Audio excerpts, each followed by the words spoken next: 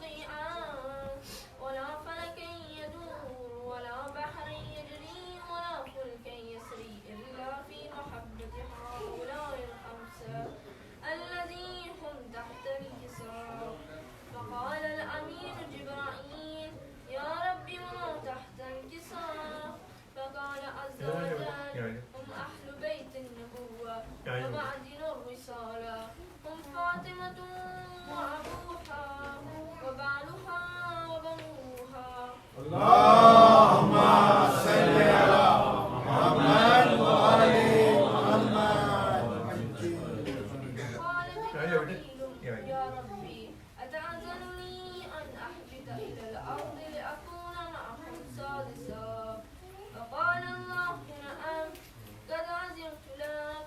فهبط الأمين جبرائيل فقال السلام عليك يا رسول الله. العلي الأعلى يقرأك السلام ويخصك بالتحية والإكرام يقول لك وعزتي وجلالي إني ما خلقت سماء وبنيا ولا أرضا مدحيا ولا قمرا منيرا ولا شمسا مضيئا ولا فلكا يدور ولا بحرا يجري ولا فلكا يسري إلا لأجلكم ومحبتكم. وقد أذن لي أن أدخل معكم فهل تأذنني يا رسول الله؟ فقال رسول الله وعليك السلام يا أمين وحي الله إنه نعم قد أذنت لك.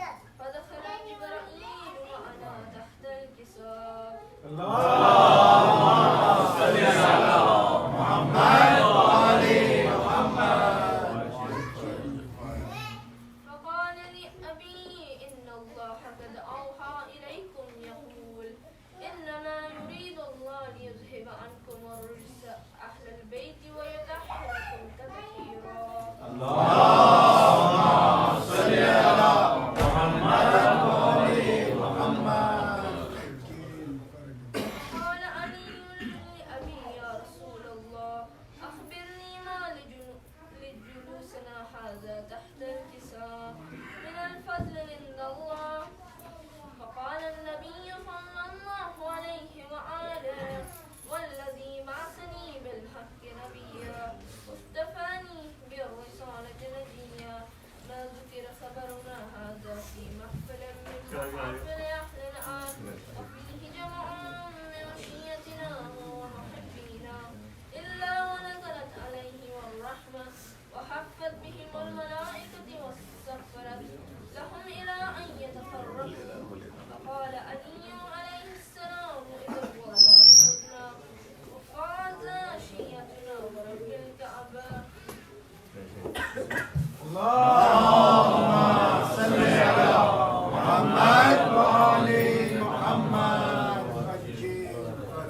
قال أمير رسول الله صلى الله عليه وآله يا علي والذي بعثني بالحق نبيا واصطفاني بالرسالة نبيا ما ذكر خبرنا هذا في محفل من محافل أهل الأرض وفيه جمع من شيتنا ومحبينا وفيهم محموم إلا وفرج الله لا حمدا يمين لا مظلوم إلا وكشف الله لا غمه يمين ولا طالب حاجة إلا وقضى الله حاجته. لا يمين. فقال علي عليه السلام إذا والله فزنا وسئدنا وكذلك شيتنا فازوا وسئدوا في الدنيا والآخرة ورب الكعبة.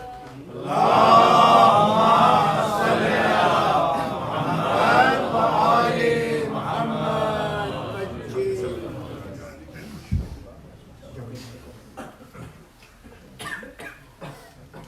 محمد وآل محمد بلندر سلام. اللهم صل على محمد وآل محمد.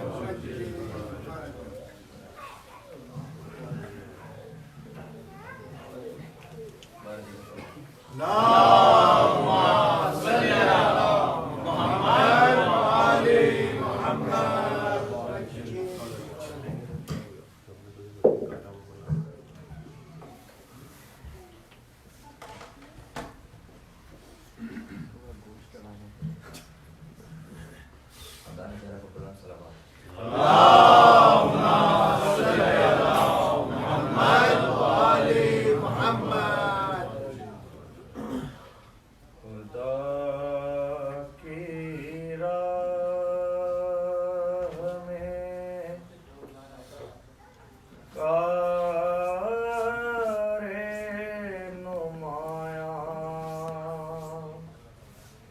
ایسے ہوتے ہیں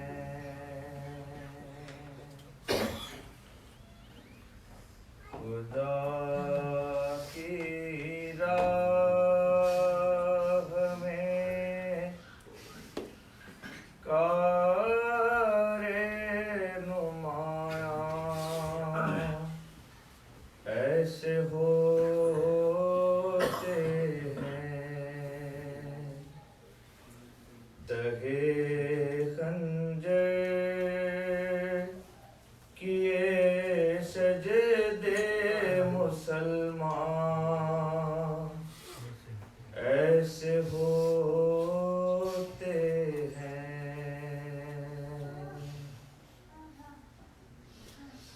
قدم پر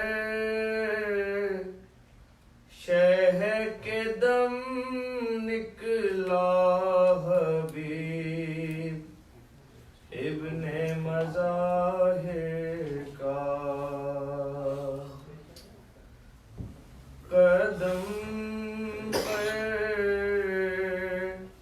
شہ کے دم نکلا حبیب ابن مظاہر کا محبت کے وفا کے عہد و پیمان ایسے ہوتے ہیں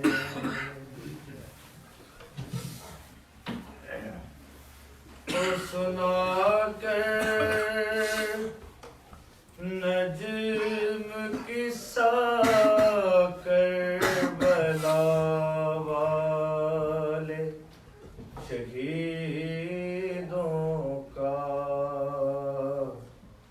مسلمانوں کو یہ سمجھا دو مسلمان ایسے ہوتے ہیں خدا کی راہ میں کار نمایاں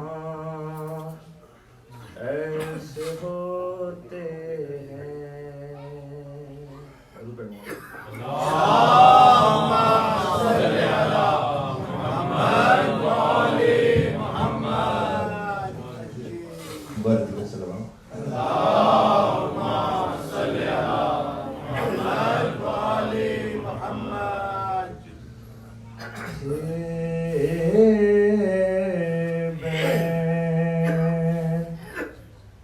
سکینہ کے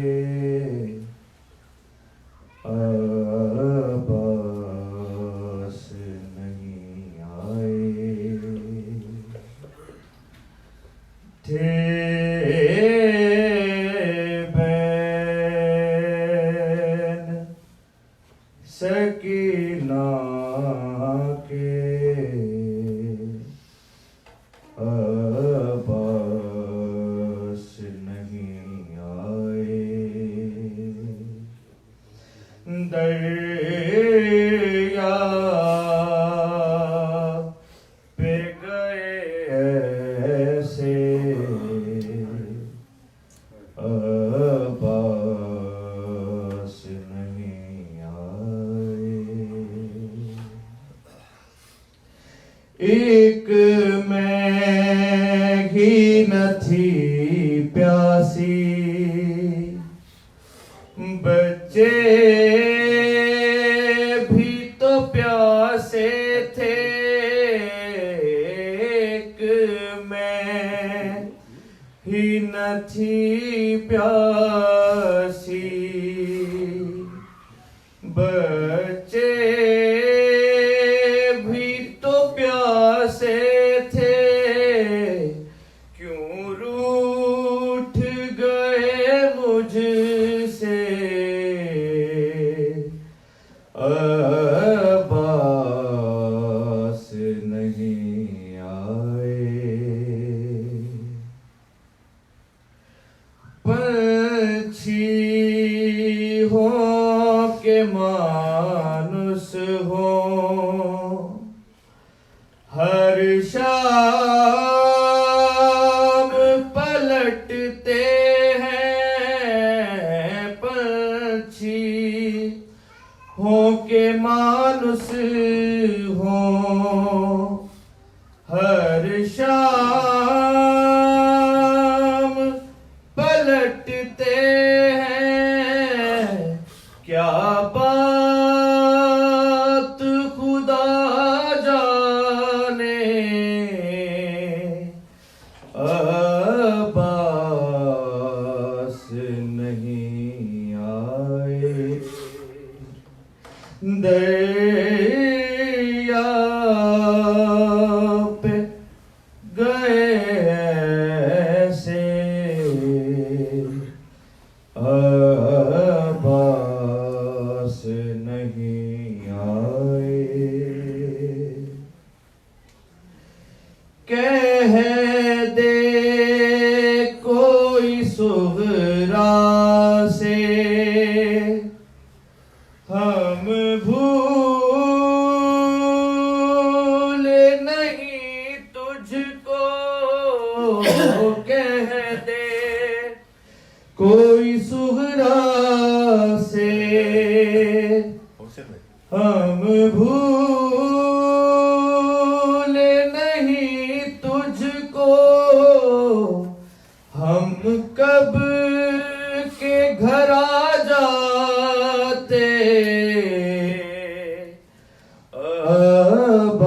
عباس نہیں آئے اب چادر زینب کا اللہ محافظ ہے اب چادر زینب کا اللہ محافظ ہے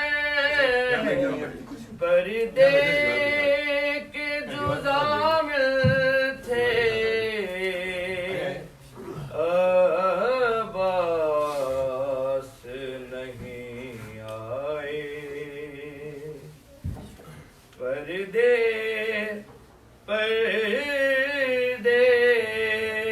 کے جو ضامن تھے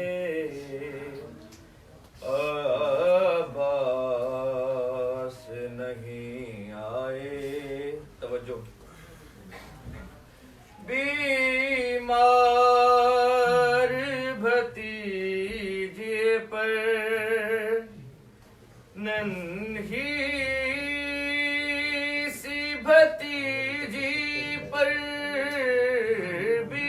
بیمار بھتیجے پر ننھی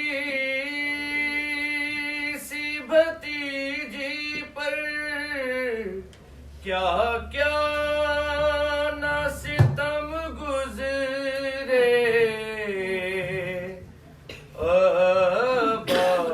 عباس نہیں آئے اور دربار کی آرائش اور قیدی رسن بستہ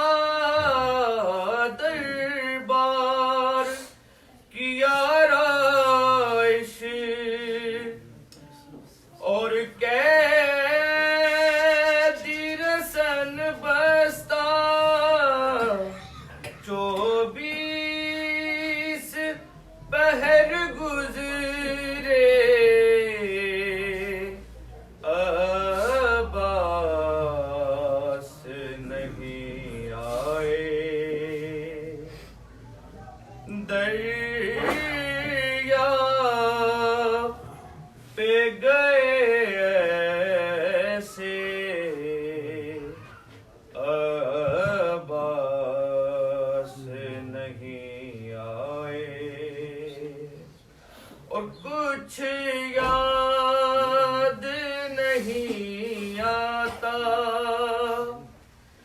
ایسا بھی ہوا سبتے جعفر کے بلانے سے عباس نہیں آئے دریا پہ گئے سے عباس نہیں آئے تھے بین سکینہ کے عباس نہیں آئے.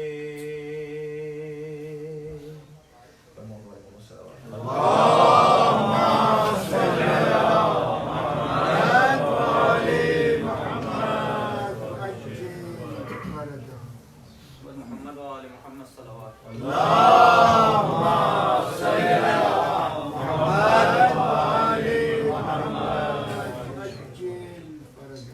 محمد وآل محمد صلوات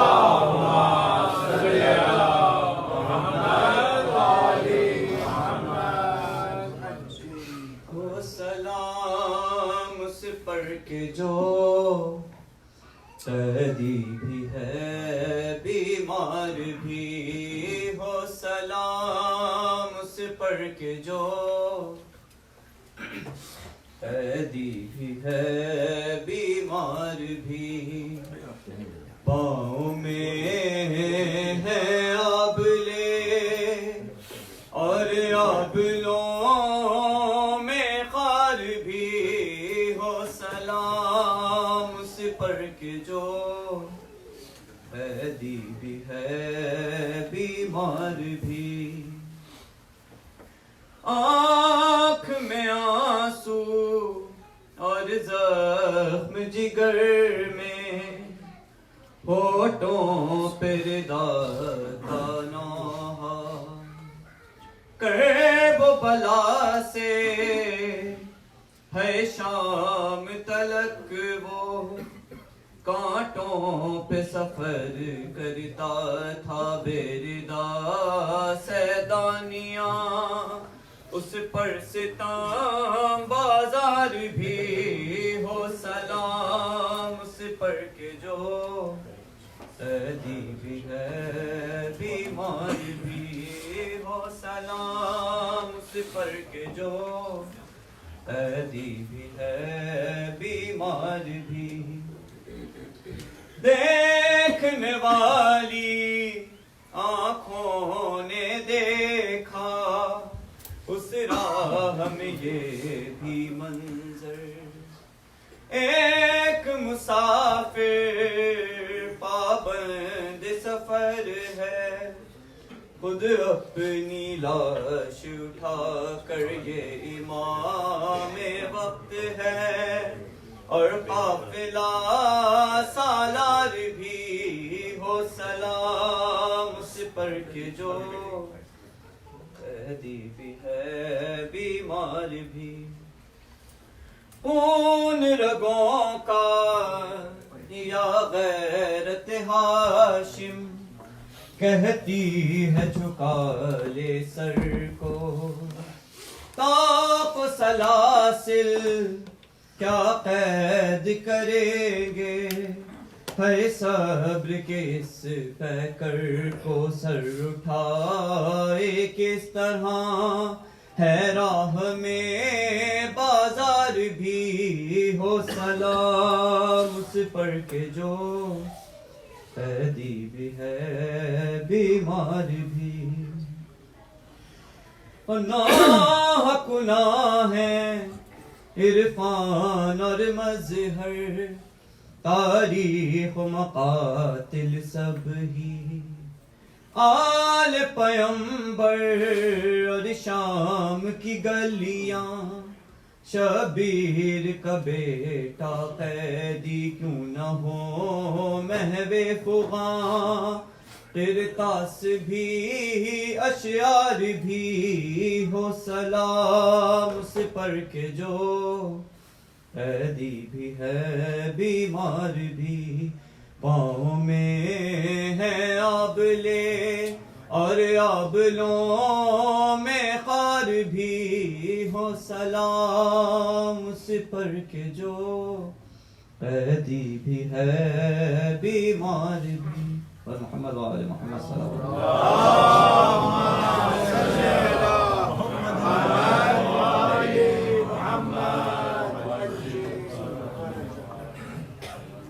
محمد وآل محمد بلند تر صلوات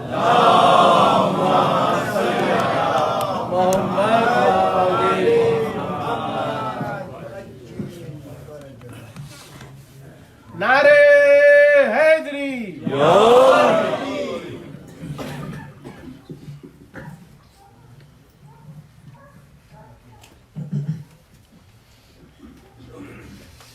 محمد وآل محمد صلوات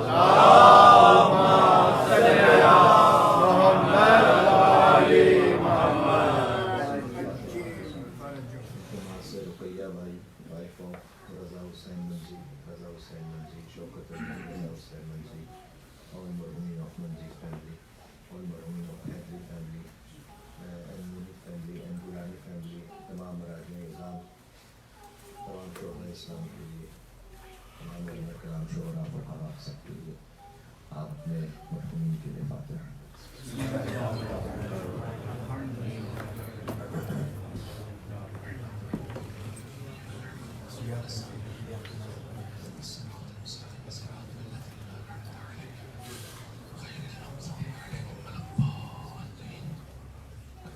إن الله وملائكته يصلون على النبي يا أيها الذين آمنوا صلوا عليه وسلموا تسليما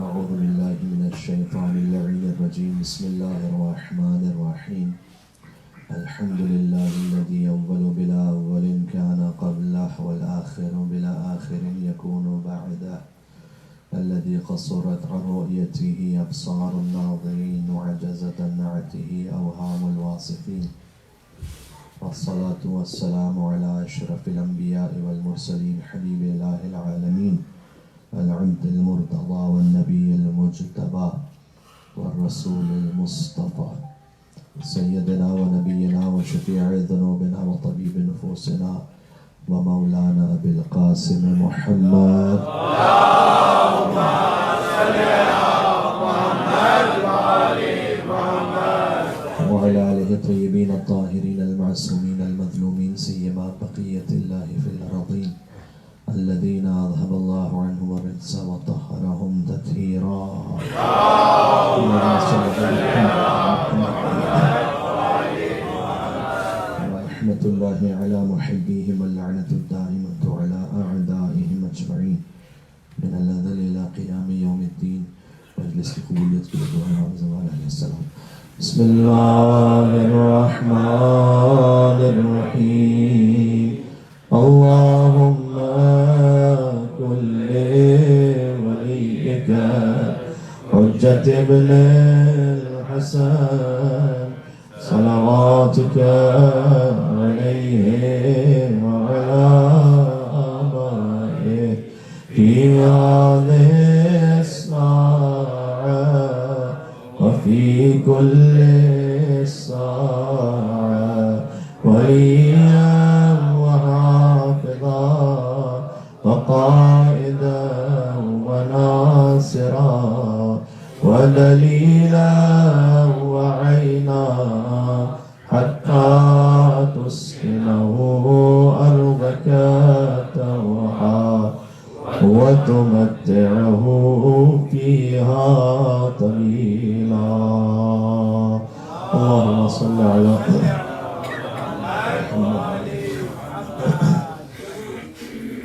أما بعد فقد قال الله الحكيم في كتابه المجيد بسم الله الرحمن الرحيم ولقد كرمنا بني آدم وحملناهم في البر والبحر ورزقناهم من الطيبات وفضلناهم على كثير ممن خلقنا تفضيلا صلوات على محمد وعلى محمد.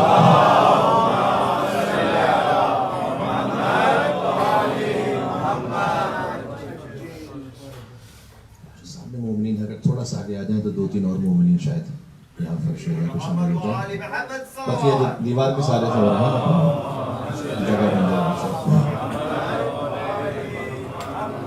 محمد وآل محمد بلندتر صلوات.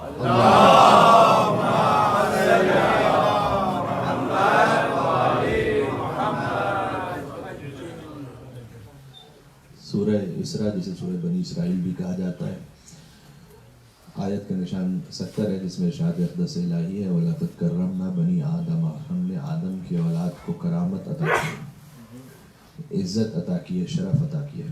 انسان بما ہوا انسان اللہ کی نگاہ میں معزز ہے، مکرم ہے. باقی مخلوقات پر اللہ سبحانہ وتعالیٰ نے اسے فضیلت عطا کی.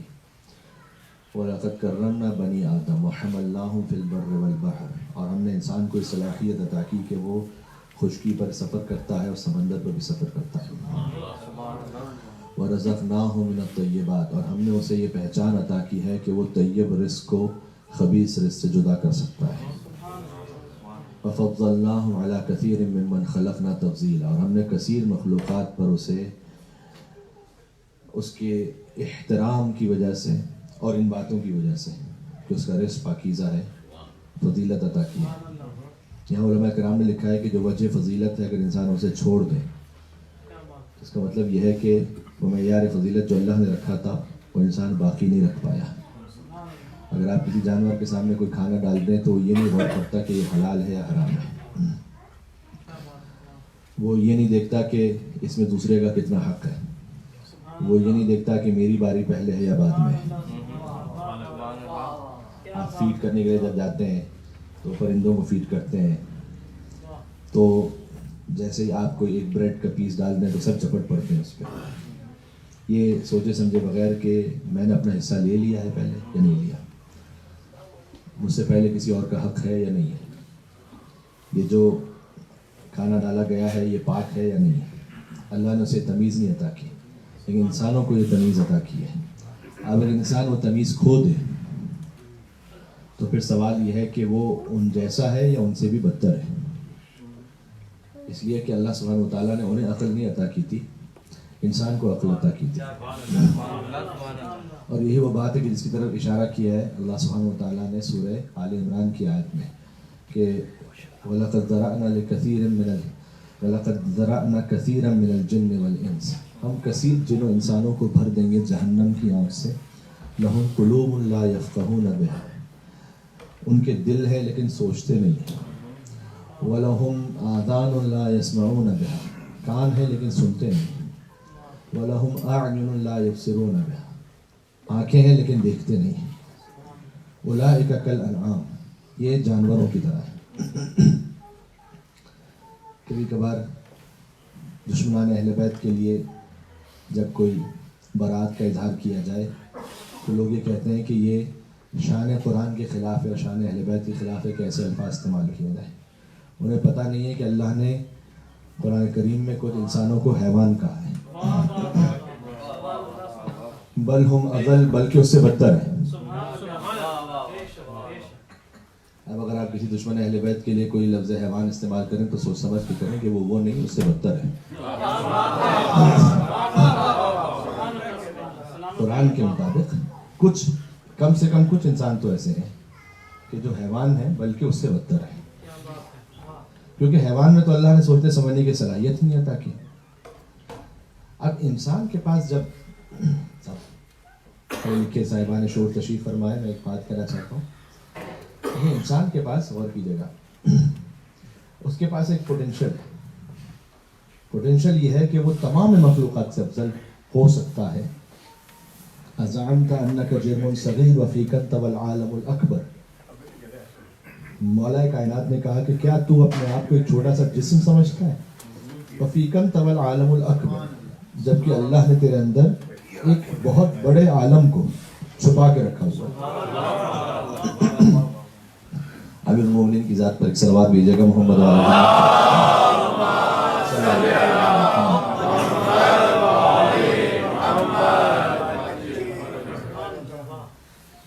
اللہ نے تیرے اندر بہت بڑی کائنات کو چھپا کے رکھا ہے. یعنی یہ پوٹینشیل ہے انسان میں کہ وہ پوری کائنات سے بہتر ہو جائے. چھوٹا سا جسم پوری کائنات سے بہتر. جسم کو آپ دیکھیے ویسے تو جسم میں صلاحیت نہیں ہے. ہم سے زیادہ اچھے دیکھنے والے حیوان موجود ہیں, زیادہ اچھے سونگنے والے حیوان موجود ہیں, زیادہ اچھی آواز والے حیوان موجود ہیں, زیادہ تیز دوڑنے والے حیوان موجود ہیں, زیادہ طاقت والے حیوان موجود ہیں. یہ جو اللہ نے آپ کو روح عطا کی ہے نا, اور روح کے ساتھ جو عقل عطا کی ہے, یہ جو کمبینیشن ہے یہ کسی اور کے پاس نہیں ہے جو آپ کے پاس ہے. یہ اگر کمبینیشن صحیح یوز ہو جائے تو اتنا افضل ہے انسان کہ انسان کامل اپنی نالین سمیت آگے بڑھ جائے اور سید الملائکہ وہاں پر پیچھے رہ جائے. یہ انتہا ہے, اس پوٹینشیل کی انتہا یہ ہے کہ اگر انسان نے انسان سے جڑی ہوئی جو نالین ہے, جوتی ہے, وہ بھی آگے بڑھ جائے. آپ جانتے ہیں میں معراج کی بات کر رہا ہوں.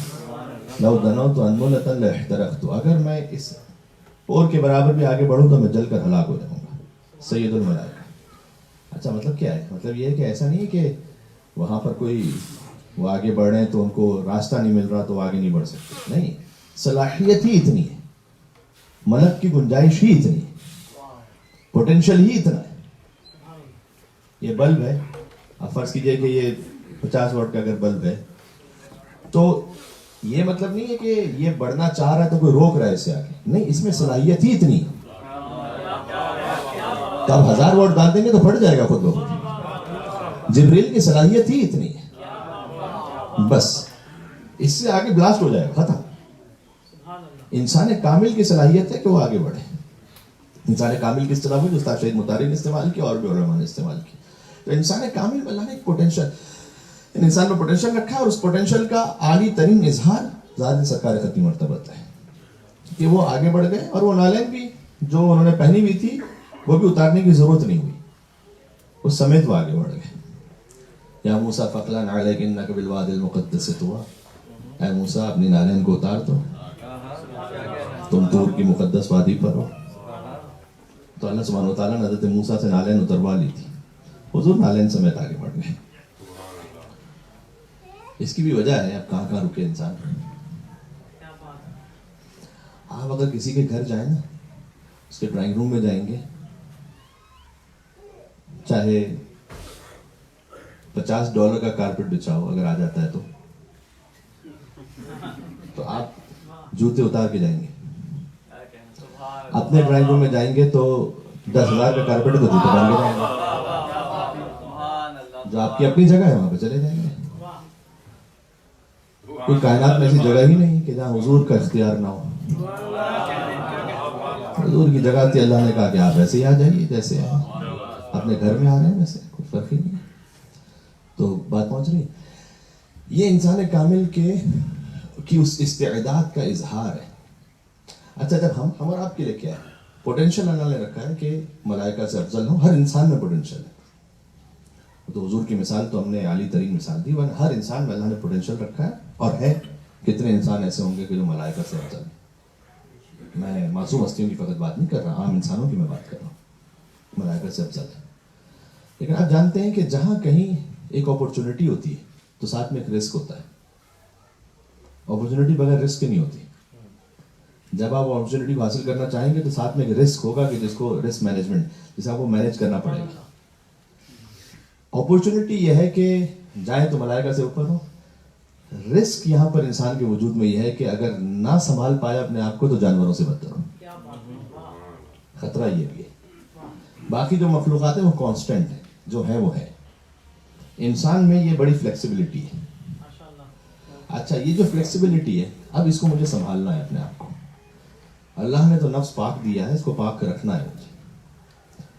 جس کے لیے اللہ نے کہا قد افلح من زکاہا یا قد افلح من تزکا, سورہ شمس, سورہ اعلیٰ, کہ یقیناً وہ کامیاب ہو گیا کہ جس نے اپنے نفس کو پاک رکھا. تزکیہ نفس جس کو ہم کہتے ہیں. میں آپ سے بات کہتا ہوں, میری سب سے پہلی ذمہ داری مولانا بننا نہیں ہے. میری سب سے پہلی ذمہ داری اپنا نفس پاک کرنا ہے. بات پہنچ رہی ہے؟ ایک مل کے صلوات بھیجیں محمد و آل محمد.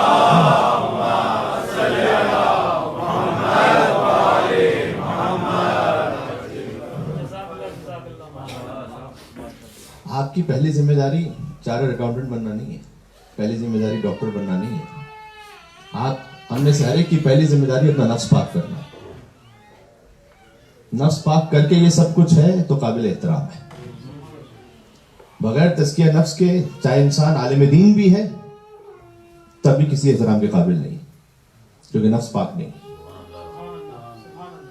جیسے حضرت امام خمینی علیہ رحمہ نے بیان کیا کہ ملا شدن سے آسان، آدم شدن سے مشکل.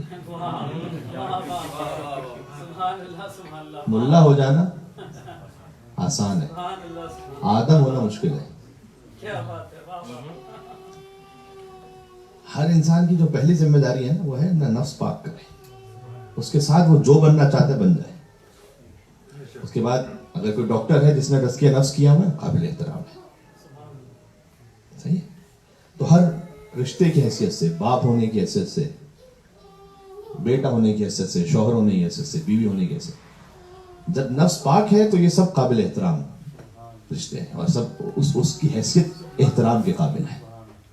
ورنہ کوئی میں نے عرض کیا کہ اب میں ہائپوتھیٹیکل ایگزامپل دے رہا ہوں، اللہ نہ کرے کبھی شاید کوئی ایسا مجتہد ہو، لیکن اگر کوئی مجتہد بھی بن جائے لیکن اگر تزکیہ نفس ہی نہیں ہے تو اس مجتہد ہونے کا کوئی فائدہ نہیں.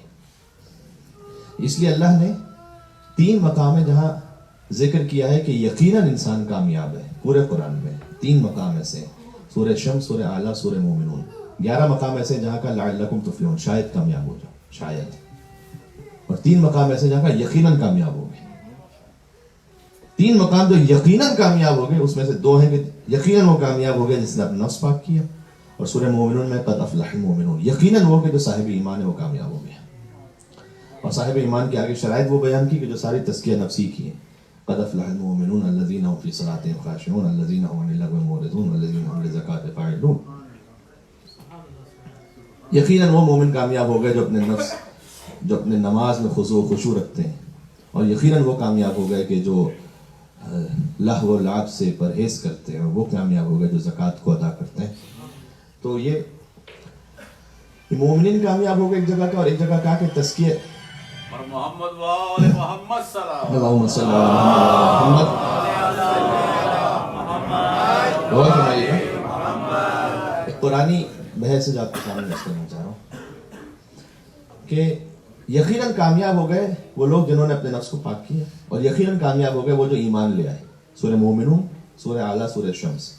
یہ الفاظ الگ الگ ہیں، مطلب وہی ہے. سبحان اللہ. جیسے آپ سے کوئی ڈاکٹر کہے کہ جناب یہ آپ کو انفیکشن ہے، اس کے 2 علاج ہیں، یا کیپسول کھا لیجیے یا انجیکشن لگا لیجیے. دونوں کی فارم الگ الگ ہے، دونوں کا کیمیکل ایک ہے. تو جو کیمیکل ہے وہ ایک ہے، نفس پاک ہونا، سبسٹینس جو ہے وہ ایک ہے، اور ایمان والا بن جانا. اور سورہ شمس کی خصوصیت یہ ہے کہ آپ جانتے ہیں 11 قسموں کے بعد اللہ نے ایک کہا ہے. نہیں وائس صحیح، بالکل ٹھیک ہے، بالکل ٹھیک ہے، میرے خیال میں ٹھیک ہے وائس، نہیں صحیح ہے نا، صحیح آ رہی ہے، صحیح. تو 11 قسموں کے بعد اللہ نے ایک بات کہی ہے.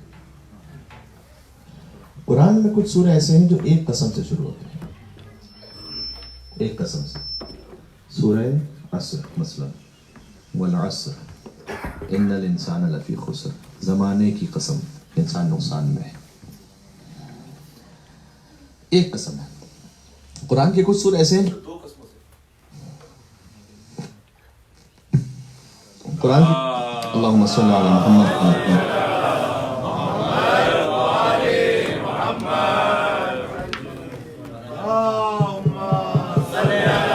اللہم صلی علی محمد وعلی محمد. قرآن کے کچھ سورے ایسے ہیں جو ایک قسم سے شروع ہوتے ہیں، کچھ سورے ایسے ہیں جو 2 قسموں سے شروع ہوتے ہیں. بسم اللہ الرحمن الرحیم والضحیٰ واللیل اذا سجا، دن کی روشنی کی قسم، رات کی قسم جب اس کی تاریکی پھیل جائے. قرآن کے کچھ سورے ایسے ہیں جو 3 قسموں سے شروع ہوتے ہیں. سورہ والعادیات، والعادیات ضبحا فالموریات قدحا فالمغیرات صبحا فأثرن به نقعا ووسطن به جمعا ان الانسان لربه لکنود. ان گھوڑوں کی قسم کے جو تیز دم دوڑتے ہیں اور صبح کے وقت دشمن پر حملہ کرتے ہیں، جن کی ٹاپوں سے چنگاریاں نکلتی ہیں. یہ علی کی سواری کی قسم ہے جو اللہ نے کہی ہے.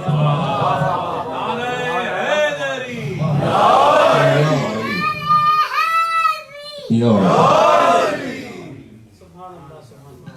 حضور مدینہ منورہ میں تھے، غزوہ ذات السلاسل کی بات ہے، امیر المومنین نے صبح کے وقت دشمن کے لشکر پر حملہ کیا، حضور نماز فجر پڑھا رہے تھے، سورہ الحمد کے بعد پڑھنا شروع کیا، بسم اللہ الرحمن الرحیم، والعادیات ضبحا فالموریات قدحا فالمغیرات صبحا۔ جب سورہ مکمل ہوا تو نماز کے بعد صحابہ کرام نے کہا کہ یا رسول اللہ یہ کون سا سورہ ہے کہ جو نازل ہوا ہے، یہ کون سی آیتیں جو ہمیں پتہ نہیں ہے؟ حضور نے کہا کہ ابھی ابھی علی نے دشمن پر حملہ کیا ہے، اور علی نے احترام سواری علی ابن ابی طالب پر، کہ جس سواری پہ بیٹھ کے انہوں نے حملہ کیا تھا، اس پر اللہ نے قسم کھائی ہے کہ ان گھوڑوں کی قسم کے جو حملہ کرتے ہیں اور جن کی ٹاپوں سے چنگاریاں نکلتی ہیں، بڑی تفصیل کے ساتھ قسم ہے، فالمغیرات صبحا، جو صبح دم دشمن کے لشکر پہ پہنچ جاتے ہیں، فاثرن بہ نقعا فوسطن بہ جمعا، اور قلب لشکر پہ پہنچ جاتے ہیں اور وہاں تک حملہ کرتے ہیں۔ سبحان اللہ۔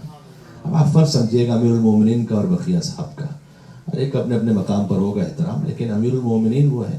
صحابہ کرام ابھی سن رہے تھے، انہیں پتہ نہیں تھا کہ آیت کیوں ہے، کیا ہے، جس آیت سن کر پتہ بھی نہ ہو کہ آیت کیوں نازل ہوئی ہے وہ اور ہے، اور جس کی وجہ سے اللہ نے آیت نازل کی ہو وہ اور ہے، کوئی تقابل نہیں آپس میں۔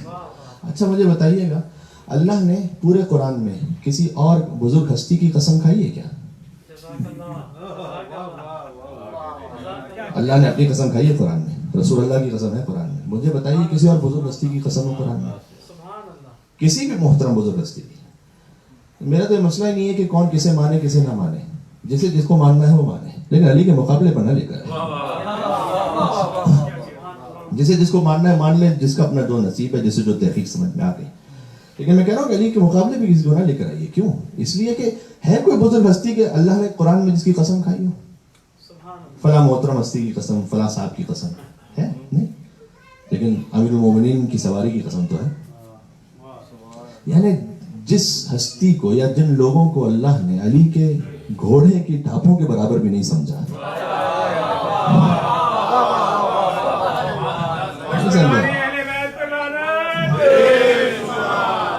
مل کے صلوات بھیج دیں محمد وعلی محمد۔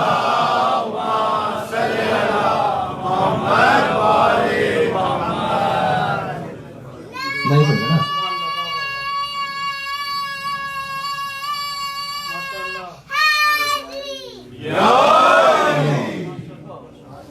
تو کچھ سورہ ایسے ہیں جس میں 3 قسمیں کھائی ہیں، قرآن کے کچھ سورہ ایسے ہیں جن میں 4 قسمیں کھائی ہیں، اللہ نے 4 قسموں سے شروع ہوتا ہے سورہ۔ مجھے یقین ہے سب کو یاد ہے، میں آدھا حصہ پڑھوں گا، آدھا آپ پڑھ لیں گے ساتھ میں۔ بسم اللہ الرحمن الرحیم، والتین، اللہ خوش رکھے آپ کو، وطور سینین وہذا البلد الامین، انجیر کی قسم، زیتون کی قسم، طور سینا کی قسم، شہر مقدس کی قسم۔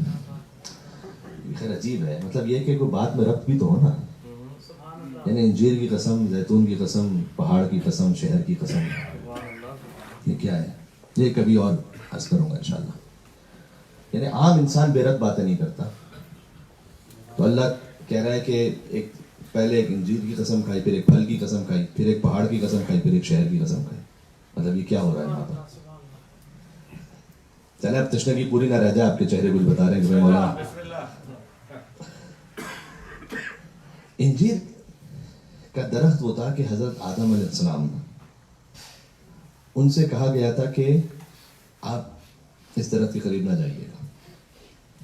بعض نے گندم کا بھی کہا ہے، البتہ جب امام سے پوچھا گیا کہ مولا وہ کون سا درخت تھا، تو امام نے کہا کہ جنت کے درخت کو دنیا کے درخت پہ قیاس نہ کرو، جنت کے درخت پہ جس درخت کے پاس جاؤ گے جو نیت کرو گے وہی پھل دے دے گا۔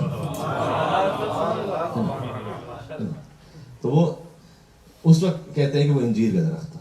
تو یہ انجیر اشارہ ہے حضرت آدم علیہ السلام کے زمانے کی طرف، اس جنت کے واقعے کی طرف۔ زیتون کی قسم، حضرت نوح علیہ السلام جب طوفان آیا تھا نا، اور جب طوفان تھما تو حضرت نوح علیہ السلام نے ایک پرندے کو بھیجا تھا کہ جاؤ دیکھ کر آؤ کہ خشکی کہاں پر ہے۔ تو وہ اڑتا ہوا گیا اور اپنی چونچ میں ایک پتے کو دبا کے لے کر آیا، وہ زیتون کا پتا تھا۔ طور سینا کون جاتے تھے؟ حضرت موسیٰ علیہ السلام۔ یہ شہر مقدس جس میں رسول رہتے ہیں۔ انجیل کی قسم، زیتون کی قسم، طور سینا کی قسم، اس شہر مقدس کی قسم۔ یعنی زمانہ آدم کی قسم، زمانہ نوح کی قسم، زمانہ موسیٰ کی قسم، اور اے رسول آپ کے شہر کی قسم. رب سمجھ میں آ گیا کیا؟ یہ 4 قسمیں ہوں گی. اللہ نے سورہ 3 کا آغاز کیا 4 قسموں سے. کچھ سورہ ایسے ہیں جس کا آغاز کیا 5 قسموں سے. یہ قرآن فہمی ہے نا یہ. اور وہ ہے سورہ فجر جسے سورہ امام حسین علیہ السلام کہتے ہیں. والفجر وليال عشر والشفع والوتر والليل اذا يسر. اللہ اکبر. فجر کی قسم، ایک فجر کی قسم. یہ وہ سورہ ہے کہ جس کی اختتام پر ہے یا ایتھا النفس المطمئنہ ارجعی الی ربک راضیۃ مرضیہ. والفجر، ایک فجر کی قسم. ولیال عشر، 10 راتوں کی قسم. والشفع والوتر، اور ایون کی قسم. طاق اور جفت، اس میں بھی اب گفتگو کروں میں پھر کبھی کہ کیا مراد ہے. طاق اور جفت کی قسم. اور واللیل اذا یسر، ایک خاص رات کی قسم جو گزر رہی تھی. یہ امام نے فرمایا ہے کہ یہ سورہ امام حسین علیہ السلام ہے، جس کی طرف اشارہ ہے کہ خاص فجر ہوگی، پھر 10 راتیں ہوں گی، طاق اور جفت ہے، اور پھر ایک خاص رات ہے جو گزر رہی ہے. اور آخر میں کہا یا ایتھا النفس المطمئنہ، اے اطمینان والے حسین پلٹ آئیے اپنے رب کی بارگاہ میں. تو یہ ہو گئے 5 سورے. اچھا اب پھر سے ریکال کر لیجیے گا. قرآن میں کچھ سورے ایسے ہیں کہ جو ایک قسم سے شروع ہوئے، وہ سورہ قسم. کچھ سورے ایسے ہیں جو 2 قسموں سے شروع ہوئے، سورہ اتنا جلدی سبق بھول جائیں گے تو پھر کیا ہوگا. سورہ ضحیٰ. کچھ سورے ایسے ہیں جو 3 قسموں سے شروع ہوئے، سورہ والعادیات. 4 قسموں سے شروع ہوئے، سورہ 3. اور 5 قسموں سے شروع ہوئے کچھ سورے جو مثال کے طور پر سورہ فجر. پھر پورے قرآن میں کوئی ایسا سورہ نہیں جو 6 قسموں سے شروع ہو. کوئی سورہ ایسا نہیں جو 7 قسموں سے شروع ہو. کوئی سورہ ایسا نہیں جو 8 قسموں سے شروع ہو، یا 9 قسموں سے شروع ہو، یا 10 قسموں سے شروع ہو. پھر قرآن میں ایک سورہ ایسا ہے جو 11 قسموں سے شروع ہوتا ہے، اور وہ ہے سورہ شمس. والشمس وضحاها والقمر اذا تلاها والنهار اذا جلاها والليل اذا يغشاها والسماء وما بناها والارض وما طحاها ونفس وما سواها فالهمها فجورها وتقواها. یہ 11 قسمیں ہو گئی. اب آپ مجھے تصور کر کے بتائیے گا کہ وہ کتنی اہم بات ہوگی جو اللہ 11 قسموں کی بات کہہ رہا ہے. اور پھر اللہ نے کہا قد افلح من زکاها، یقیناً وہ کامیاب ہو گیا جس نے اپنے نفس کو پاک کر دیا. اللہ اکبر. والشمس وضحاها، سورج کی قسم، اس کی روشنی کی قسم. والقمر اذا تلاها، چاند کی قسم جب وہ سورج کے پیچھے آ جائے. یہ منظر غدیر میں بھی ہے ویسے، جب ایک سورج نے چاند کو بلند کر کے کہا تمام کنتم مولا فہذا علی مولا. اس کی تعبیل میں یہ ہے. والقمر اذا تلاها، چاند کی قسم جو سورج کے پیچھے آتا ہے. والسماء وما بناها، آسمان کی قسم، اس کے بنانے والے کی قسم. زمین کی قسم، اس کے بچھانے والے کی قسم. دن کی قسم. والنہار اذا جلاها واللیل اذا یغشاها، رات کی قسم جب اس کی تاریکی ہو جائے. ونفس وما سواها، اس نفس کی قسم اور اس کے سنوارنے والے کی قسم. فالہمها فجورها وتقواها، اس نفس میں ہم نے فجور بھی رکھا ہے اور تقوی بھی رکھا ہے. قد افلح من زکاها، یہ فجور اور تقوی وہ میں کہہ رہا تھا اپرچونٹی اور رسک، یہ دونوں ایک آیت میں بیان کیا اللہ نے کہ ہم نے اس میں فجور بھی رکھا ہے، تقوی بھی ہے. اب یہ جو پوٹینشیل ہے نا، یہ باقی مخلوقات میں نہیں، یہ اللہ نے آپ کو عطا کیا. فجور بھی ہے، تقوی بھی ہے. قد افلح من زکاها، کہ یقیناً وہ کامیاب ہو گیا جس نے اپنا نفس پاک کر دیا. اچھا اللہ کبھی سورج کی قسم کھاتا ہے؟ پتہ نہیں کتنے اس کا جو ویٹ اگر ہوگا سائنٹیفکلی گوگل وغیرہ پہ کہیں مل جائے گا کہ جو مثلا سن کا جو ویٹ ہے وہ کتنا ہے، پتہ نہیں کتنے بلین ٹن ہوگا. تو اللہ کبھی کھاتا ہے ایک انجیر کی قسم، اتنی سی. کبھی کھاتا ہے اتنے بڑے سورج کی قسم. یہ اللہ ہمیں سمجھانا چاہ رہا ہے کہ دیکھو تمہاری نگاہ میں یہ بڑا ہے وہ چھوٹا ہے. میں تو ان دونوں کا خالق ہوں، میرے لیے دونوں برابر ہیں، کوئی فرق نہیں. مل کے صلوات بھیج دیجیے گا محمد وعلی محمد.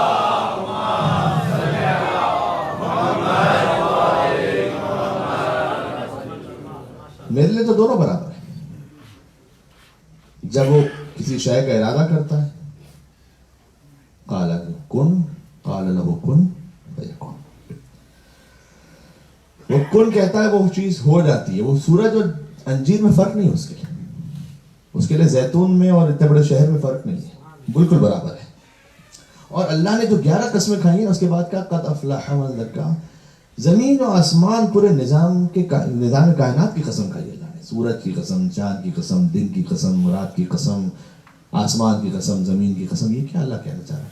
یہ کہنا چاہ رہا ہے کہ پورا نظام کائنات ہم نے رکھا اس بات کے لیے کہ تم اپنے نفس کو پاک رکھو. قد افلح من زکا. یہ سب خلق اس لیے کیا ہے کہ تمہارا تزکیہ نفس ہو. اس کا اینڈ مقصد یہ کہ تم اپنے نفس کو پاک رکھو. ایک نقطہ آخری اور کہتا ہوں، میں مزید مسائل پہ جاتا ہوں. اب جب نفس پاک کرنے کی بات ہے نا، یہ ہو گئی تھیوری. تھوڑا سا آ جاتا ہے اس میں پریکٹیکل. تو نفس پاک کیسے رکھیں گے؟ بہت موٹی موٹی سی باتیں ہیں، کوئی زیادہ فلسفیانہ بحث نہیں. اس کا نفس پاک ہی نہیں ہو سکتا جس کی نگاہیں پاک نہ ہو. اس کا نفس پاک ہی نہیں ہو سکتا جس کی زبان پاک نہ ہو. اور اس کا نفس پاک ہی نہیں ہو سکتا جس کا رزق ہی پاک نہ ہو. مولانا ہمارا رزق بالکل پاک ہے الحمدللہ، اس میں کوئی مسئلہ نہیں. نہ ہم شراب بیچتے ہیں، نہ سود کھاتے ہیں، کچھ نہیں کرتے ماشاءاللہ، بہت اچھی بات ہے. تو کیا بہن کو وراثت میں پراپر حق دے دیتے ہیں؟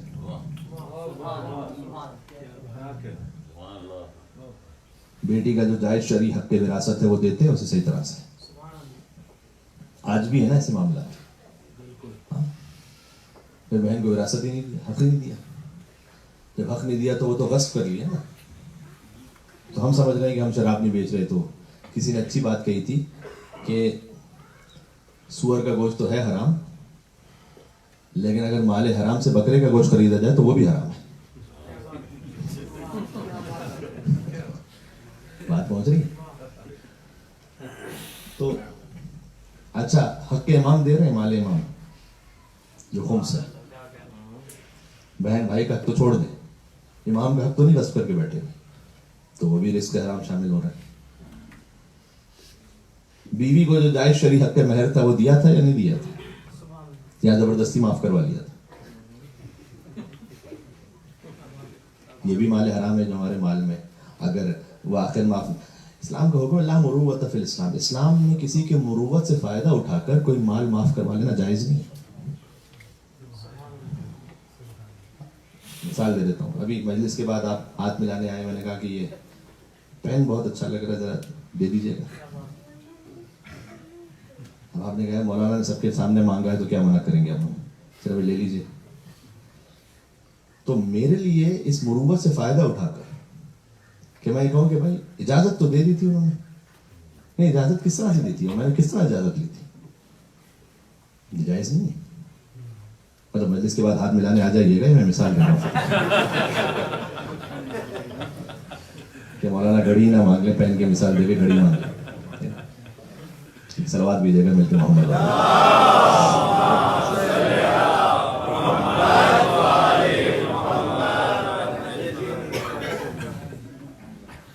یعنی موقع سے فائدہ اٹھا لیا ہے اپنی پوزیشن سے اور مال لے لیا. اب یہ نہیں کہہ سکتا کہ بھائی انہوں نے تو کوئی اعتراض ہی نہیں کیا، یہ میرے لیے جائز نہیں. کتنوں نے بیوی سے حق مہر معاف کروایا ہوا ہے اسی پوزیشن کا فائدہ اٹھا کے. وہ معاف کروا لیا، وہ کیا کر سکتی تھی بیچاری. اس نے کہا کہ بھائی مجھے ساتھ تو رہنا ہے، سسرال بھی ہے. اب میں کہوں گی کہ معاف نہیں کر رہی تو طوفان آ جائے گا یہاں پر. تو اگر ایسے معاف ہوا ہے تو یہ معاف نہیں ہوا ہے، تو صحیح مصالحت کرنا پڑے گا. تو آپ سوچ رہے ہیں کہ کتنی جگہوں سے امکان ہے کہ وہ مال جو ہمارا حق نہیں ہے وہ شامل ہو جائے ہمارے مال کے، اور مال غصبی ہو جائے. وراثت کی میں نے مثال دی، اور پھر کاروبار کی مثالیں تو بے تحاشا ہیں. مطلب یہ کہ ابھی چند دنوں پہلے کی بات ہے، مجھے فون آیا کہ مطلب آسٹریلیا سے باہر ایک اور کنٹری سے، پاکستان سے نہیں لیکن ایک اور کنٹری سے، کہ مولانا صاحب ہم باہر وہاں اوورسیز رہتے ہیں. تو خاتون کا فون تھا کہ میرے سسر کا انتقال ہوا، تو میرے ہسبینڈ کے جو بھائی ہیں انہوں نے کچھ جعلی کاغذات بنوا کے ہمیں جو ہے وہ وراثت کے حق سے محروم کر دیا. جب ہم وہاں پہنچے تو پتہ چلا کہ ہمارے کوئی حق وراثت نہیں بچا. تو یہ تو روز کی کہانی ہے، ہر دوسرے تیسرے دن آپ کو باتیں سننے کو ملتی ہیں کہ بھائی کسی سے قرضہ لیا تھا وہ واپس ہی نہیں کر رہے. اچھا وہ واپس نہیں، وہ جو واپس نہیں کر رہے،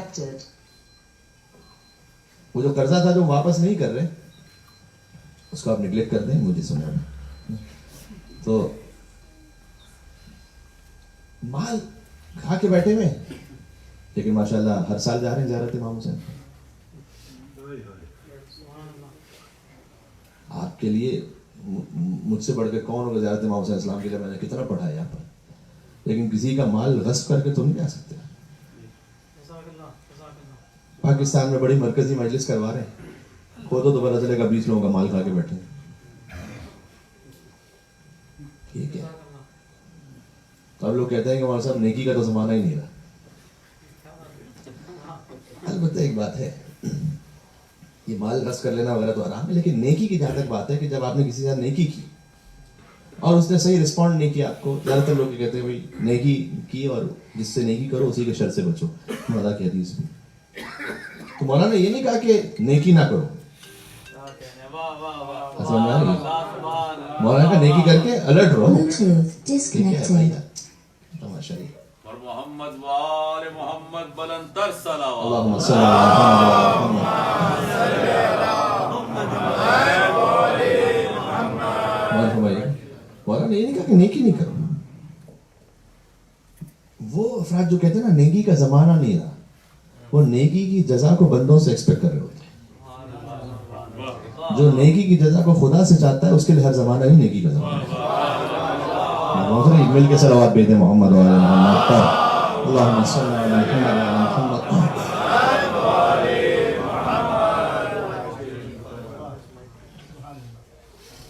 آپ نے نیکی کی اللہ سبحانہ و تعالیٰ کے لیے کی, بس پھر اسی پر اجر رکھیں. ٹھیک ہے, تو آپ اللہ کے لیے نیکی ہے تو ہر زمانہ نیکی کا ہے. انسان بدلتے ہیں, اللہ تھوڑی بدل جاتا ہے. ہاں لیکن جہاں تک یہ بات ہے کہ جناب اب قرض لے کے کھا لیا بیٹھ گئے, کسی کا مال غصب کر کے بیٹھ گئے, کسی کے اوپر جھوٹا بہتان لگا کے اس سے مال غصب کر لیا, جو کوئی سارے معاملات ہوتے ہیں تو میرے بھائی پھر اس کے بعد آپ کچھ بھی کر لیجیے. اگر اس سے مصالحت یا تو معافی نہیں مانگی تو پھر یہ امام حسین علیہ السلام اس پہ راضی ہے نہیں ہے, مجھے نہیں پتا. تو پھر نفس کیسے پاک ہوگا جب مال ہی حرام کھا رہے تھے. بات پہنچ رہی ہے. اور امام نے بھی قبول نہیں کیا. آخری جملہ کہتا ہوں, میں مسائب پہ جاتا ہوں جو کہ چوتھے امام کا ایام ہے, تو میں ایک جملہ ان کے لیے کہتا ہوں, ان کی مناسبت سے, ان کی سیرت پر. حضرت مرزا دبیر علیہ الرحمٰن نے ایک نظم لکھی. وہ نظم سناؤں آپ کو میں کوئی؟ وہ نظم لکھی ایک واقعے پر کہ مولا امام زین العابدین سید الساجدین علی بن حسین علیہ السلام تشریف فرماتے ہیں, وہ آل محمد, اور ان کی گود میں تھے پانچویں امام, امام محمد باقر العلوم ابو جعفر علیہ السلام.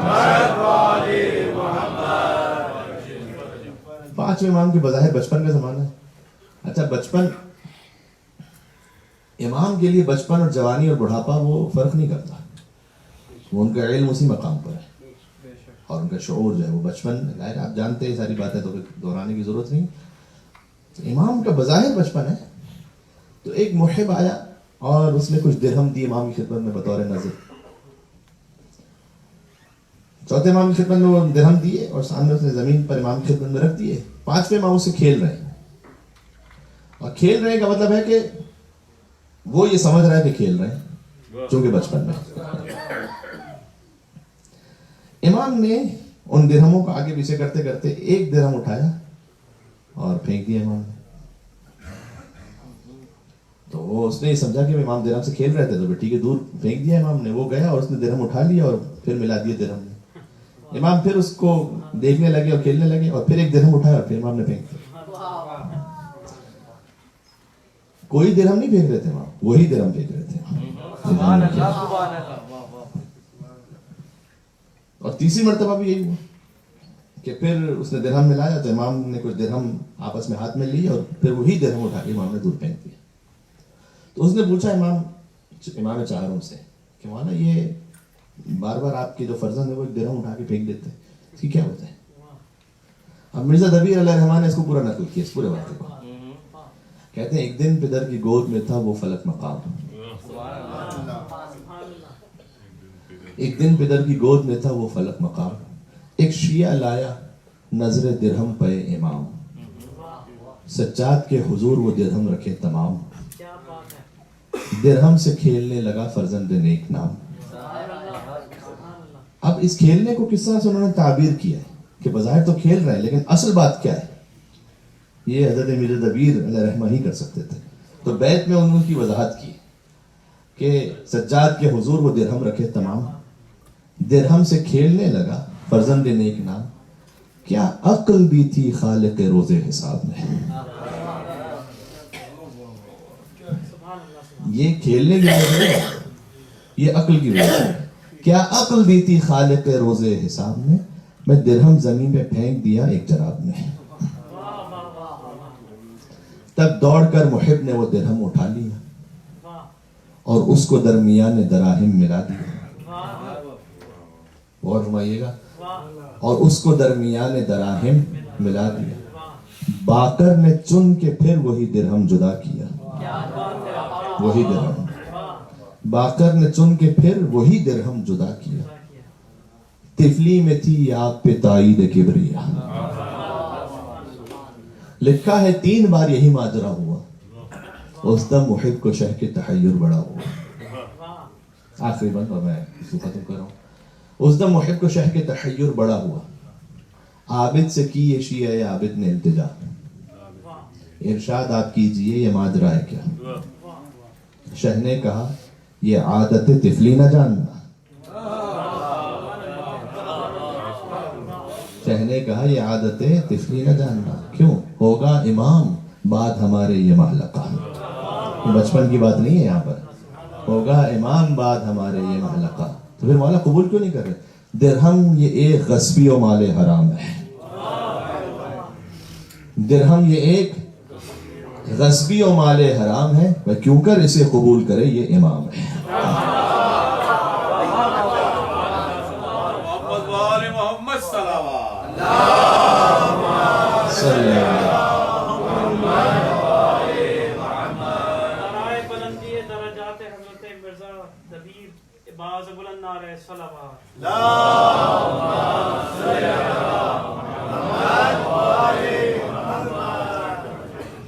پہنچ رہی. تو جب امام باقر علیہ السلام نے قبول نہیں کیے تو امام زمان علیہ السلام کیسے قبول کریں؟ تو اگر کوئی مال حرام سے بھی وہ چیریٹی ہو رہی ہے یا مال حرام سے زیارت ہو رہی ہے، مال حرام سے نعوذ باللہ مجلس ہو رہی ہے، تو یہ خود ہمیں اپنے آپ میں سوچنا پڑے گا. بس یہ آخری بات تھی جو میں عرض کرنا چاہتا تھا. کہنے کا مقصد یہ ہے کہ نفس کو پاک رکھیں، اور نفس کو پاک رکھا نہیں جا سکتا جب تک کہ یہ بالکل بنیادی باتیں نہ ہوں. رزق پاک ہو، نگاہیں پاک ہو، زبان پاک ہو. بالکل بیسک ہے، بالکل بیسک ہے. یعنی یہ کہ اسی لیے خاطر ہے کہ خدا کے قریب ہونے والے مثلا اعمال میں سے یا ان رازوں میں سے ایک راز ہے خاموش رہنا. جو جتنا زیادہ خاموش رہے، نہ بولا کرے ویسے زیادہ، بے ضرورت نہ بولا کرے. خاموش رہنا یہ علماء کرام کی اور وفا کی عادت رہی. اسے ہم بہت معمولی چیز سمجھتے ہیں، زبان سے جو آیا کہہ دیا. حضور کے پاس ایک شخص آیا، اوصنی یا رسول اللہ، یا رسول اللہ مجھے وصیت فرمائیے. کہا احفظ لسانک، زبان کی حفاظت کر. اب سوچ کے آیا تھا کہ میں کائنات کے رسول کے پاس جا رہا ہوں تو بہت ہی کوئی بڑی اونچی وصیت فرمائیں گے. ہمارے پاس بھی لوگ آتے ہیں اس طرح سے، مولانا صاحب کوئی وظیفہ بتائیے گا. ہم نے کہا درود پڑھیں. ارے یہ کیا بات ہے، وظیفہ بتایا مولانا نے. اچھا ریسٹ چاہیے تو درود پڑھیں، گناہوں کی مغفرت چاہیے تو درود پڑھیں، گھر چاہیے تو درود پڑھیں، جاب چاہیے تو درود پڑھیں. اللہم صلی علی محمد وعلی محمد.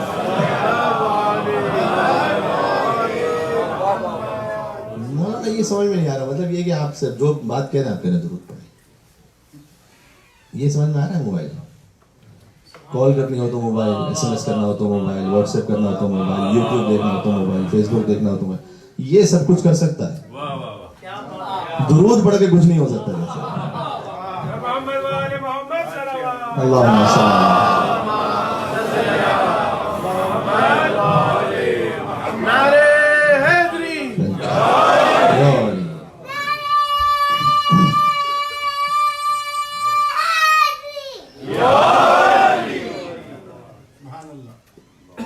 درود اگر اللہ نے ایسی شے رکھی تو سب سارے کاموں کے لیے، ساری حاجات کے لیے مفید ہو تو کیوں نہیں ہو سکتا ہے؟ ہو سکتا ہے. لیکن آپ بتا دیجئے کسی کو درود پڑھے تو درود کے احترام میں کچھ کہے گا تو نہیں مولانا سے، لیکن گور ایسے رہا ہوگا کہ بھائی میں آیا تھا پتہ نہیں کیا کہنے کے لیے، آپ کیا کہہ رہے ہیں، کیا مانگنے کے لیے آیا تھا، آپ پتہ نہیں درود کہہ رہے ہیں مجھ سے. درود تو میں زندگی صبح شام میں پڑھتا رہتا ہوں. بھائی تو اور مولانا کیا بتا سکتے ہیں آپ کو، کیا بتائیں آپ کو. آیت الکرسی پڑھی ہے نماز کے بعد، بہت مفید ہے. آیت الکرسی بہت زیادہ مفید ہے، میں آپ سے کہہ رہا ہوں. بلکہ ایک عجیب حدیث ہے، فرمایا کہ آیت الکرسی نماز کے بعد نصیب ہی فقط اسے ہوگی کہ جس کے دل میں تقویٰ ہوگا. اور آپ کر کے دیکھ لیجیے گا، ہر نماز کے بعد کوشش کریں گے انشاءاللہ آیت الکرسی کی. وہیں اس موقع پر شیطان کہنے میں کچھ بہکائے گا، کوئی ضروری فون آ جائے گا، کوئی میسج آ جائے گا، پتہ نہیں کوئی بات ہو جائے گی. اب آپ نے پڑھنی ہے لیکن آیت الکرسی، کیونکہ حدیث میں آیا ہے کہ نصیب اسی کو ہوگی کہ جس کے دل میں تقویٰ ہے، پرماننٹلی اسے نصیب ہوگی. ٹھیک ہے، تو بہت مؤثر ہے. تو کہنے کا مقصد یہ کہ اب مجھے روایت تھی احفظ لسانک، رسول نے کہا کہ حضور نے فرمایا کہ اپنی زبان کی حفاظت کرو. کہا یا رسول اللہ ایک اور بھی وصیت کر لیجیے. حضور نے کہا احفظ لسانک، دوسری دفعہ کہا زبان کی حفاظت کرو. کہا اچھا یا رسول اللہ ایک اور بھی تو نصیحت کر دیجیے. کہا زبان کی حفاظت کرو. جب 3 دفعہ کہہ چکے تو حضور نے کہا ویحک، وائے ہو تجھ پر، کیا تجھے خبر نہیں ہے کہ جہنم میں اکثر لوگ اپنی زبان کے برے استعمال کی وجہ سے جائیں گے. میں تجھے نصیحت کہہ رہا ہوں، چھوٹی نصیحت نہیں ہے، بہت بڑی نصیحت ہے. بس جانے گرامی، ان باتوں کے اللہ سبحانہ و تعالیٰ مجھے اور آپ سب کو توفیق عنایت فرمائے انشاءاللہ. اور بس میں اپنے موضوع سے مسائل پہ متصل ہو جاتا ہوں. اچھا یہ سب قبول اسی وقت ہوگا جب امیر المومنین کی ولایت ہوگی، ورنہ تو اللہ منہ پہ مار دینے والا ہے. بہت سیدھا سیدھا حساب ہے اللہ کا. یعنی مولانا مطلب اس بات ولایت ہوگی تو سب قبول ہے. آپ کے گھر میں کوئی آپ کی اجازت کے بغیر گھس جائے تو چاہے وضو کر کے نماز بھی پڑھتا رہے تو نہ وضو قبول ہے نہ نماز قبول ہے. مطلب یہ کہ آپ کے گھر میں کوئی بغیر اجازت آ جائے تو سمجھ میں آ رہی بات ہے، نماز ہی تو پڑھ رہا ہے، اتنا اچھا کام تو کر رہا ہے، پھر کیا تکلیف ہو رہی ہے آپ کو. کہا نہیں لیکن اجازت تو نہیں لی نا مجھ سے. بات یہ ہے کہ ولایت کا مطلب یہ ہے کہ جب تک علی کی زیر سرپرستی نہیں آؤ گے نا، ان سے اجازت لے کر کام نہیں ہوگا. یہ پھر کچھ بھی کرتے رہو، وہ کتنا ہی نیک کام کر لو، لیکن جو اللہ نے اپنی ولایت رکھی ہوئی ہے، جو رسول اللہ کی ولایت اور پھر مولا کائنات کی ولایت، اگر اس کے تحت نہیں ہے تو کچھ بھی نہیں.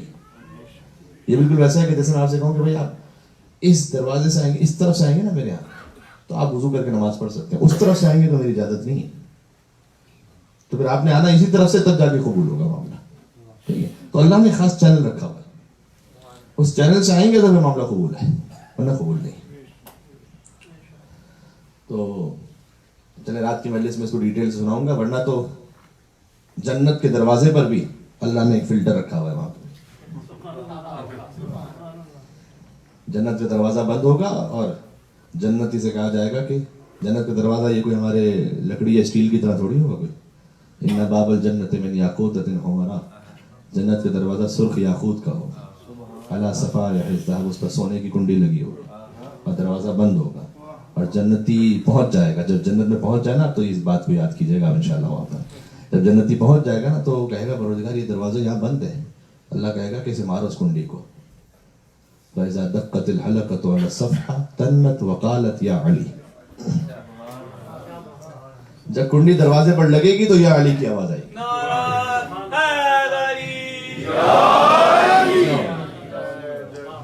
اب اللہ کی مصلحت ہے تو اصل اللہ ہی جانے، لیکن مجھے لگتا ہے کہ یہ آخری فلٹر ہے جنت سے پہلے جو اللہ نے رکھا ہوا ہے. اب جیسے یہ علی کی آواز پسند نہیں ہے تو کیا ہوگا اس کا؟ اب آپشن یہ ہے کہ بھئی یا تو جاؤ اندر علی کر، دوسرا ایک ہی آپشن رہ جاتا ہے. آیت اللہ جوادی حمولی ایک بہت بڑے عالم ہیں. یہ اہل علم جانتے ہیں کہ میں کتنے بڑے عالم کا نام لے رہا ہوں. وہ اس حدیث کو لکھنے کے بعد کہتے ہیں کہ در حقیقت یہ اللہ نے سسٹم رکھا ہے. جب آپ کسی کے گھر پہ جاتے ہیں نا، نوک کر کے کہتے ہیں جاور صاحب، نام لیتے ہیں نا صاحب مالک کا، بات پہنچ رہی ہے میں کیا کہنا چاہ رہا ہوں؟ جب جا رہے ہو اس کے مالک کا تو نام لو پہلے. علی قسیم الجنت والنار، علی جنت جہنم تقسیم کریں گے، نام تو لو پہلے مالک کا، پھر جاؤ گے اندر. خود نہیں لوگے تو کنڈی نام لے گی وہاں پر، نام تو لینا ہے. اب کسی کو تکلیف ہے تو ہے، پریشانی ہے تو پھر یہ نہ کہے علی، یہاں نہیں کہے گا تو وہاں نہیں کہے گا تو پھر کیا ہوگا؟ میں تو نہیں کہہ سکتا. اللہ نے صرف ایک جگہ ایسی بنائی ہے جہاں علی نہیں ہے.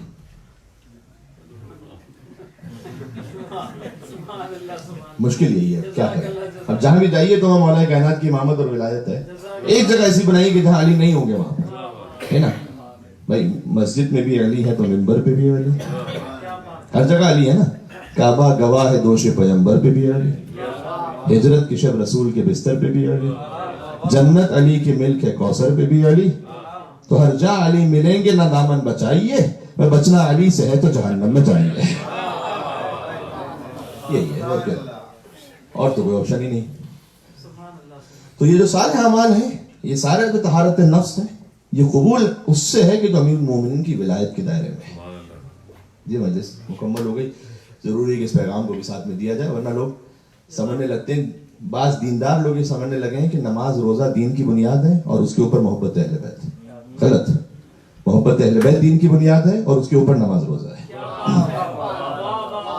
تو دین کوئی نہیں سمجھے کہ جو اس بنیادی کو نہیں سمجھے. تو عزیزان گرامی، نفس کی جہاں طہارت کی بات ہے تو خود آنسوؤں کا بہنا یہ نفس کی پاکیزگی کی علامت بھی ہے، اور اس سے نفس مزید پاکیزہ ہوتا ہے. اور حدیث میں ہے کہ اگر کسی کے گناہ ریت کے ذروں کے برابر ہوں یا درختوں کے پتوں کے برابر ہوں، وہ اس قادر نہ ہو کہ اپنے گناہوں کی معافی مانگ سکے، تو فَبْكِ لِلْحُسَيْن، اسے چاہیے امام حسین علیہ السلام پر بہت زیادہ روئے. فَإِنَّ الْبُكَاءَ عَلَيْهِ يَحُطُّ الذُّنُوبَ الْعِظَامَ، یقیناً حسین پر رونا بڑے بڑے گناہوں کو بخشوا دیا کرتا ہے. امام حسین علیہ السلام کی ایک ہی شبیہ ہے مصائب میں، اور وہ حضرت یحییٰ علیہ السلام. حضرت یحییٰ کبھی سر تن سے جدا ہوا تھا.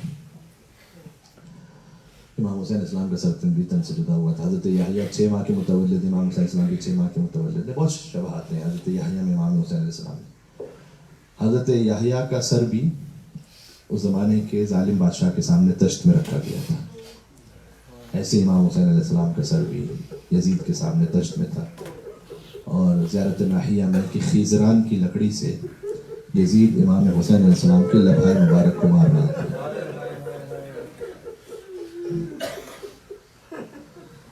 اور اس لیے امام نے کہا ہے کہ سلام ہو ان لبوں پر جن پر چھڑی ماری جا رہی تھی. یہ امام زمانہ نے زیارت ناحیہ میں کہا، فرمایا سلام ہو ان خیموں کو جن کو چاک کر دیا گیا، سلام ہو ان سروں کو کہ جنہیں کاٹ کر نوک نیزہ پر بلند کیا گیا. یہ امام حسین کے دندان مبارک پر جو چھڑی ماری جا رہی تھی. اچھا آپ تصور فرمائیے گا، کہیں بھی ایسا نہیں ہوتا کہ کوئی دشمن بھی ہو، اس کی خواہر یا بیٹی کے سامنے، چاہے وہ دشمن خانوادے سے ہو، لیکن بے احترامی کی جائے لاشے کی. تو یہ جو چھڑی ماری جا رہی تھی تو بی بی زینب سلام اللہ علیہ سامنے تھی، یا بی بی سکینہ سلام اللہ علیہ سامنے تھی. میرے بیمار امام سید سجاد علیہ السلام، ہاتھوں میں ہتھکڑیاں تھیں، پیروں میں بیڑیاں تھیں، اور امام سامنے تھے اور دیکھ رہے تھے اس منظر کو. ایک فارسی شاعر نے ایک عجیب جگر فگار مصرع لکھا ہے. اس نے لکھا کہ امام حسین کا لاشا پامال ہو گیا نا کربلا میں، سر اقدس نوک نیزہ پڑتا. تو بہرحال مصائب میں سر امام حسین کے لاشے سے کیسے جدا ہو جاتا، تو جیسے لاشا کربلا میں پامال ہوا، سر حسین کا اس چھڑی سے پامال ہوا. اور امام حسین کے لبھائے مبارک اس چھڑی سے پامال ہو گئے، دندان مبارک اس چھڑی سے پامال ہو گئے. کہ ابو بزر اسلمی حضور کے زمانے کے صحابی تھے، وہ کھڑے ہو گئے اور کہتے ہیں کہ اے یزید تو کن لبوں کو چھڑی مار رہا ہے؟ میں نے خود رسول اللہ کو دیکھا تھا کہ ان لبوں کو اپنے ہاتھوں سے اور اپنے لبوں سے بوسہ لیا کرتے تھے اور اپنے سینے سے لگایا کرتے تھے. اچھا اب مجھے غور سے بتائیے گا، جب ایک صحابی نہیں برداشت کر سکا یہ، تو حسین کی دختر نے کیسے برداشت کیا؟ حسین کی خواہر نے کیسے برداشت کیا؟ بی بی ام کلثوم سلام اللہ علیہا کیسے برداشت کیا؟ یہ تو وہ مصائب ہیں کہ جو تاریخ میں ہے، میں تو فقط اشارے کرتا چلا جا رہا ہوں، ورنہ روایات تو بہت سی ہیں. اور گریے کی جہاں تک بات ہے، امام سجاد علیہ السلام چونکہ ان کے ایام ہیں تو میں لازم سمجھتا ہوں کہ وہ جملہ ضرور کہوں امام کے لیے کہ غیرت امام سید سجاد سے کیسے گوارا ہوا ہوگا کہ ایک اور نانا کے زمانے کے صحابی تھے، وہ مل گئے راہ شام میں، تو انہوں نے آ کر کہا کہ اے مولا کوئی حکم ہے تو بیان فرمائیے. تو امام نے جانتے کیا ہے، یہ مختار میں لکھا ہوا ہے، امام نے کہا تیرے پاس تھوڑے سے پیسے ہیں؟ امام سجاد علیہ السلام جو کائنات کا امام ہے کہتا مولا حکم کیجیے. امام نے کہا ایسا کر، یہ جو ظالم ہمارے اطراف میں ہیں انہیں کچھ پیسے دے دے، یہ کہتے ہوئے کہ یہ سروں کو لے کر آگے چلے جائیں تاکہ شام والوں کی نگاہیں حسین کے گڈے سر پر پڑیں اور میری بھوپی زینب کو سلام ان کے کھلے سر پر کسی کی نگاہ نہ پڑے. اللہ اکبر. یہ ہے ایک جملہ اور سن لیجیے گا. امام سجاد علیہ السلام کی جو مصائب میں شباہت ہے نا وہ ان کی دادی فاطمہ زہرا سلام اللہ علیہ سے، بلکہ قتل الحسین بالمدینہ. مثلا علماء کی تعبیر اس طرح سے کہ حسین کی تو اصل شہادت تو خیر سر تن سے جدا کربلا میں ہوا ہے، ورنہ حسین کو تو مدینہ ہی میں مار دیا گیا تھا. جب سیدہ کو شہید کیا گیا، جب سیدہ کے در پر آگ لگائی گئی، اگر مدینہ میں سیدہ کا در نہ جلایا جاتا تو کون تھا کہ جو کربلا میں حسین کے خیموں کو جلا سکتا؟ اگر مدینہ میں علی کی گردن میں رسی نہ باندھی جاتی تو کون تھا کہ جو عابد بیمار کے پیروں میں بیڑیاں، ہاتھوں میں ہتھکڑیاں، گلے میں توق باندھ سکتا تھا؟ ایک جملہ اور کہتا ہوں، اگر مدینہ میں حضرت محسن کی شہادت نہ ہوتی تو کہاں کربلا میں علی اصغر کو تیر مارا جا سکتا تھا؟ تو امام سجاد علیہ السلام یعنی حسین تو کربلا ہی مدینہ ہی میں قتل ہو گئے، مظلوم ہے. تو جو شباہت ہے نا امام سجاد کی اور ان کی دادی زہرا سلام اللہ علیہما کی، وہ یہ ہے کہ جب حضرت سیدہ کو غسل میت دیا جا رہا تھا تو امیر المومنین بہت گریہ کرتے ہوئے باہر آئے تھے. بس یہی کیفیت ہے جب امام باقر علیہ السلام غسل میت دے رہے تھے امام سجاد علیہ السلام. عزیزوں یہ اہل بیت کے مصائب ہیں، آپ کو کہیں نہیں ملیں گی. اگر مثال ملے گی تو خود اہل بیت کے گھرانے میں ملے گی. یا سکینہ کو غسل دیتے ہوئے غسالہ برداشت نہ کر سکی اور فریاد کرتی ہوئی باہر آ گئی اور کہتی جاتی تھی کہ اس کے جسم سے اس کا خون بھرا کرتا جدا نہیں ہوتا. اس بچی کو کتنا ظلم ہوا تھا، کتنے تماچے مارے گئے تھے. بلکہ علماء نے اس طرح سے بھی لکھا ہے کہ جب وہ غسالہ باہر آئی تو اس نے پہلا سوال کیا کیا اس بچی کو کوئی بیماری تھی؟ جسم پر اتنے زخموں کے نشان ہیں. یہ تھی 4 سال کی بچی.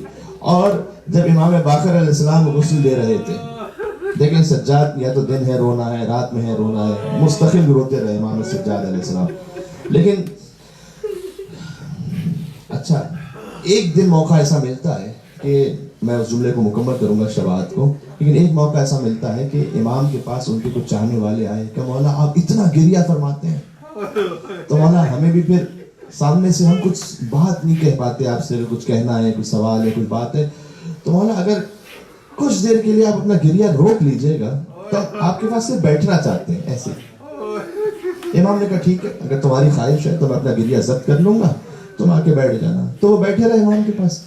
کچھ دیر بعد امام نے پھر ایسا محسوس ہوا انہیں کہ آنکھوں سے آنسو بہ رہے ہیں اور امام کی صدا بلند ہو رہی ہے. تو انہوں نے کہا مولا آپ نے خود یہ فرمایا تھا کہ آپ اپنے گریہ کو ضبط کر لیں گے. امام نے کہا وہ دیکھتے نہیں عباس کا چھوٹا بیٹا آ رہا ہے سامنے، ابوالفضل عباس کا بیٹا، میرے چچا حسین کے علمدار کا بیٹا. روایت تو یہاں تک ہے، لیکن سجاد کو یاد آیا ہوگا نا، بیٹے کو دیکھ کر باپ کی یاد آئی ہوگی کہ چچا آپ کے بازو قلم ہو گئے، عباس کٹے ہاتھوں کے ساتھ زمین پر گرے.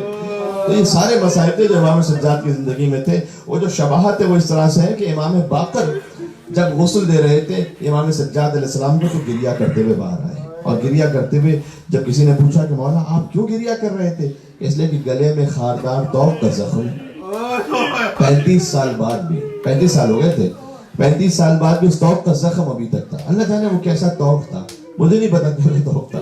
مسلم کوفی کا بیان ہے کہ میں نے کوفہ میں دیکھا ایک قیدی کو کہ جس کے گلے میں توق تھا اور خون رس رہا تھا وہاں سے.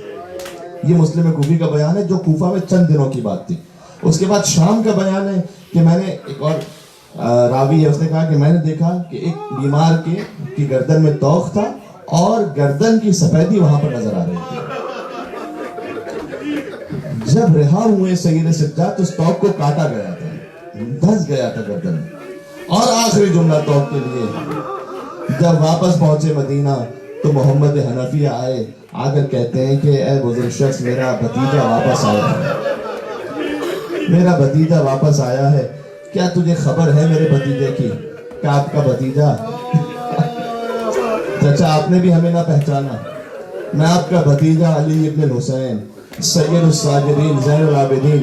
بس تڑپ کر محمد حنفیہ نے آگے بڑھنا چاہا تو کہا چچا آہستہ چچا, گلے کی توق کا زخم بہت زیادہ ہے.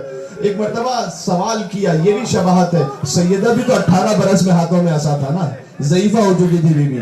یہ بھی امام کے لیے شباہت ہے کہ امام جوانی میں بوڑھے ہو گئے تھے. اگر آپ سیدہ سے پوچھیں کہ شہزادی آپ کو کن غموں نے بوڑھا کر دیا, تو بیوی بتلائیں گی نا, دروازہ گرا, دروازہ چلایا گیا, محسن کی شہادت ہوئی, حق غصب کر لیا گیا, فرق چھین لیا گیا, یہ ساری باتیں تھی نا, بیوی ضعیفہ ہو گئی.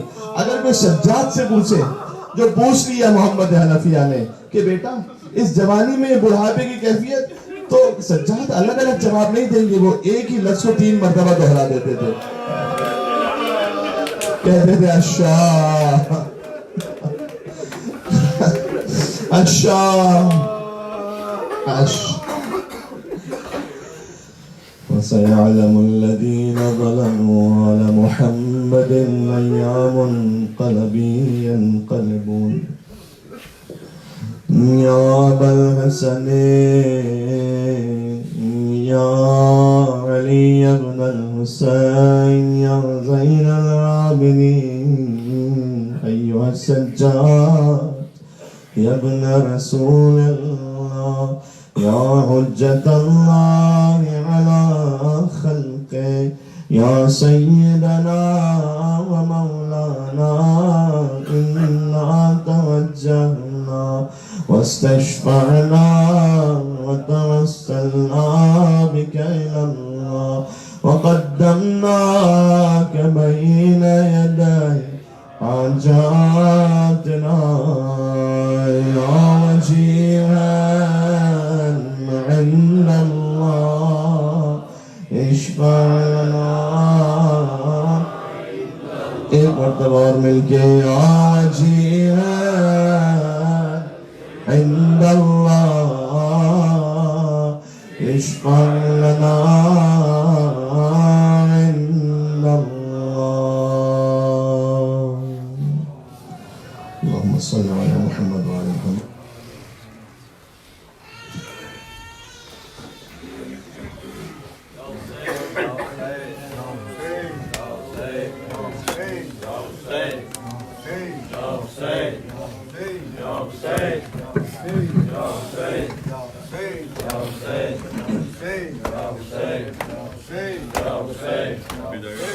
زبر دشت نینوا میرے لشکر حسین.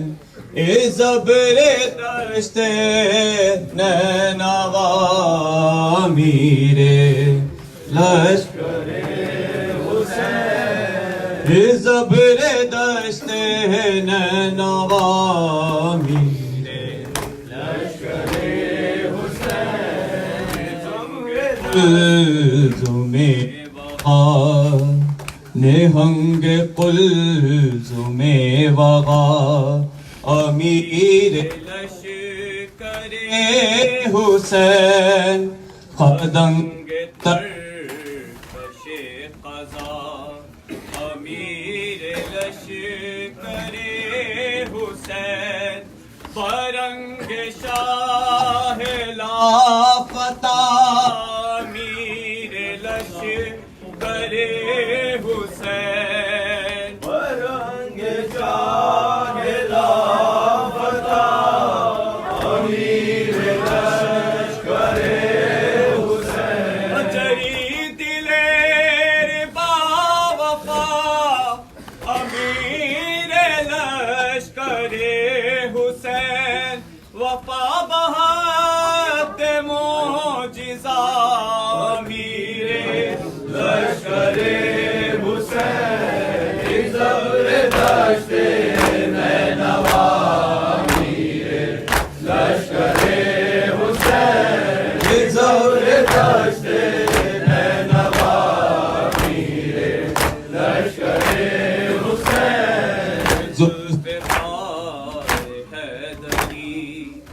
یہ شیر پیشۂ نجف یہ تیغ و تیز و ہاشمی نشان جرأت سلب ہر ایک کا مرکز نظر کفیل تشنگان تف و کنارے نہر القما تمام فوج کا ہدف کسی سے پر نہ روک سکا امیر لشکر حسین زبر دشت نینوا امیر لشکر حسین زبر دشت نینوا امیر لشکر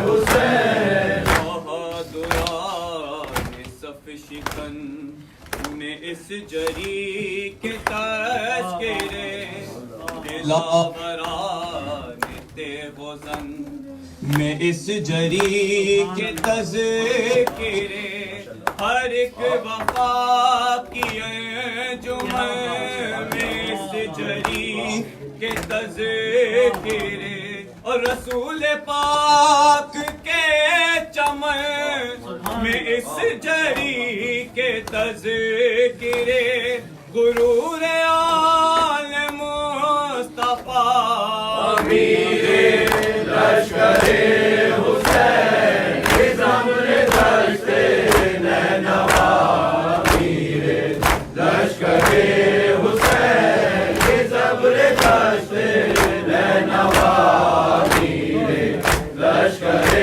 حسین حسین کا بھی ہے حسین کا غلام بھی حسین کی سفر بھی ہے قبر بھی ہے حسام بھی حسین کی زرا بھی ہے اما بھی ہے سہام بھی حسین حکم دے اگر شمر سے کلام بھی وگرنہ وہ پجا پجا امیر لشکر حسین زبر دشت نینوا امیر لشکر حسین زبر دشت نینوا امیر لشکر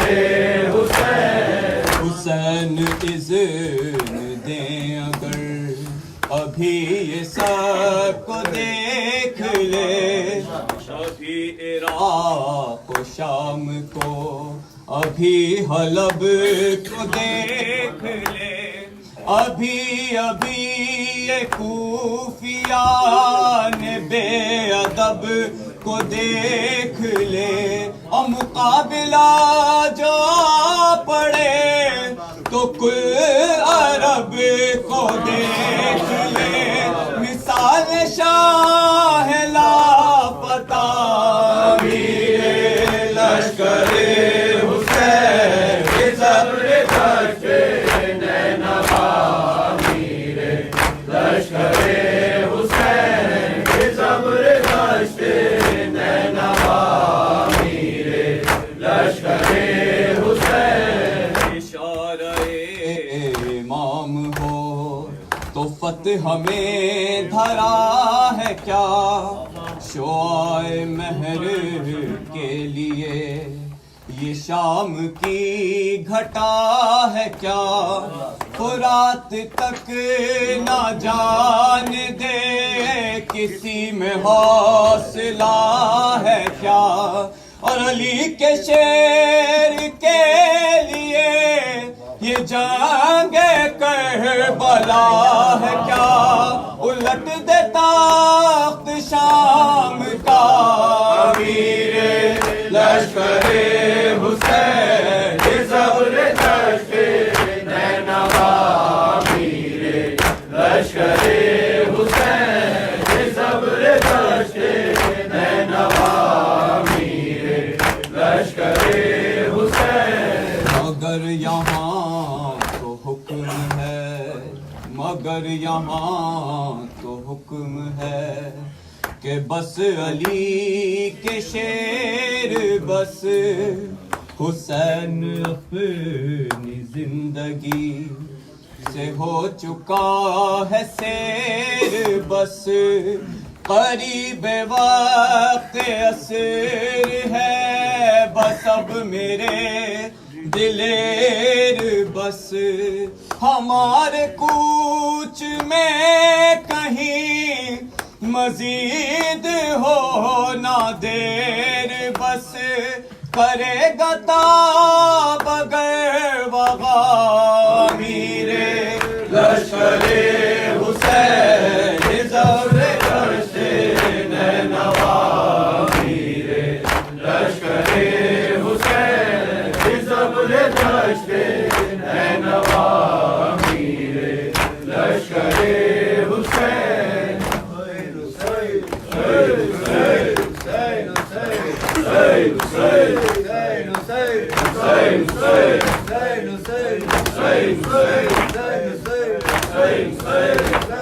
کیسے ہو مسلمان، کیسے ہو مسلمان، چراغوں کو بجھا دو، کیسے ہو مسلمان، چراغوں کو بجھا دو، کیسے ہو مسلمان، چراغوں کو بجھا دو، کیسے ہو مسلمان، چراغوں کو بجھا دو، شہزادی یہ کونین کھلے سر ہیں، ردا دو، کیسے ہو مسلمان، چراغوں کو بجھا دو، کیسے ہو مسلمان، چراغوں کو بجھا دو، اٹھتا ہوا خیموں سے دھواں دیکھنے والوں، اٹھتا ہوا خیموں سے دھواں دیکھنے والوں، اٹھتا ہوا خیموں سے دھواں دیکھنے والوں، اسلام کے گھر میں ہے لگی آگ بجھا دو، کیسے ہو مسلمان، چراغوں کو بجھا دو، کیسے ہو مسلمان، چراغوں کو بجھا دو، ماں دیکھ نہ لے سر کو کہیں برسر نیزہ، ماں دیکھ نہ لے سر کو کہیں برسر نیزہ، ماں دیکھ نہ لے سر کو کہیں برسر نیزہ، اس پر سر اصغر ذرا دور ہٹا دو، کیسے ہو مسلمان، چراغوں کو بجھا دو، کیسے ہو مسلمان، چراغوں کو بجھا دو، گھبرا کے تماچوں سے یہ کہتی سکینہ، گھبرا کے تماچوں سے یہ کہتی سکینہ، گھبرا کے تماچوں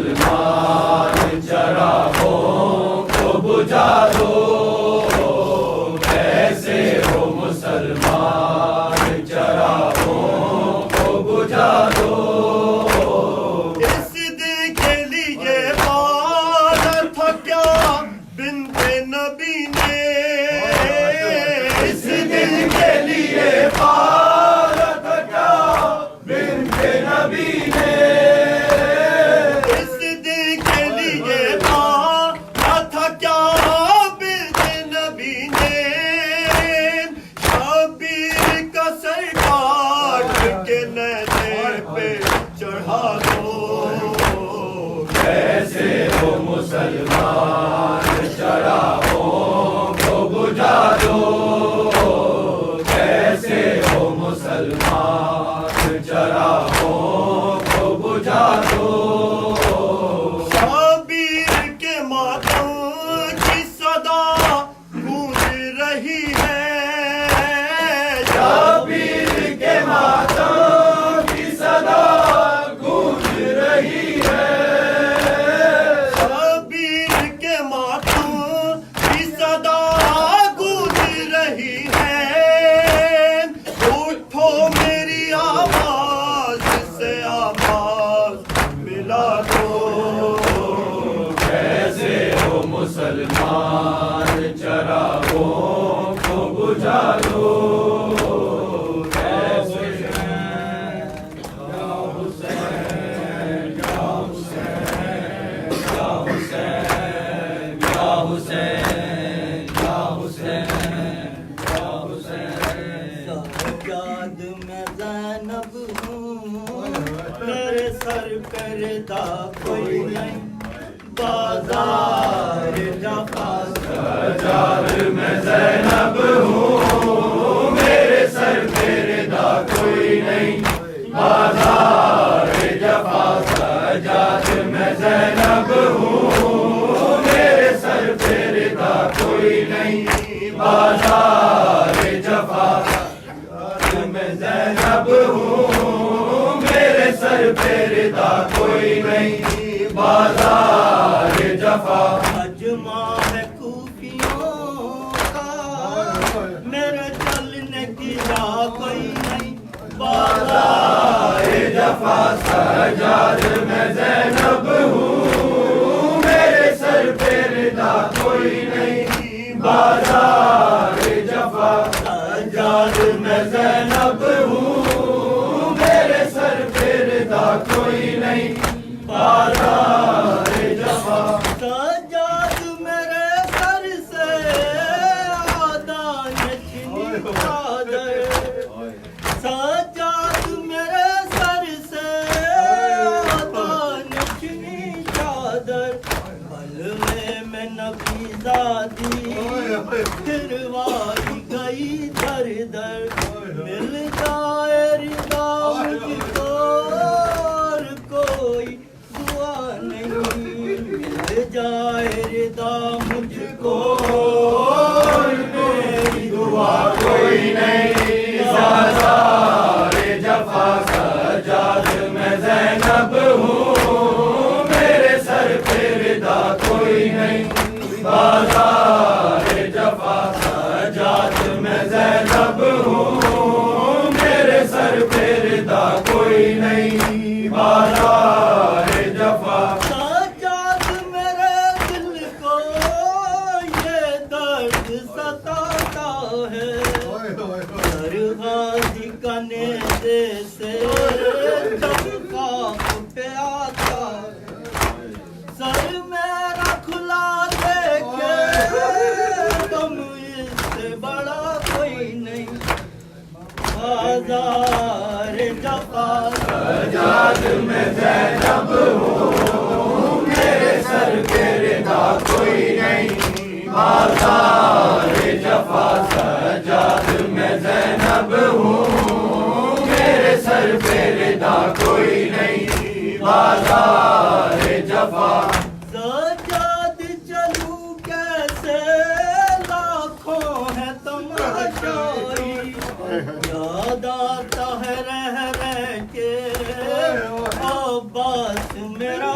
بھائی فریاد کروں تجھ سے اب تیرے سوا کوئی نہیں بازار جفا سجاد میں زینب ہوں میرے سر پہ ردا کوئی نہیں بازار جفا سجاد میں زینب ہوں میرے سر پہ ردا کوئی نہیں بازار جفا جاتا ہے سوئے زنداب کنبہ محمد کا رسی سے بندھے قیدی کانٹوں سے بھرا رہا امت نے ستم ڈھائے قسمت سے گلا کوئی بازار جفا سجاد میں زینب ہوں میرے سر پہ ردا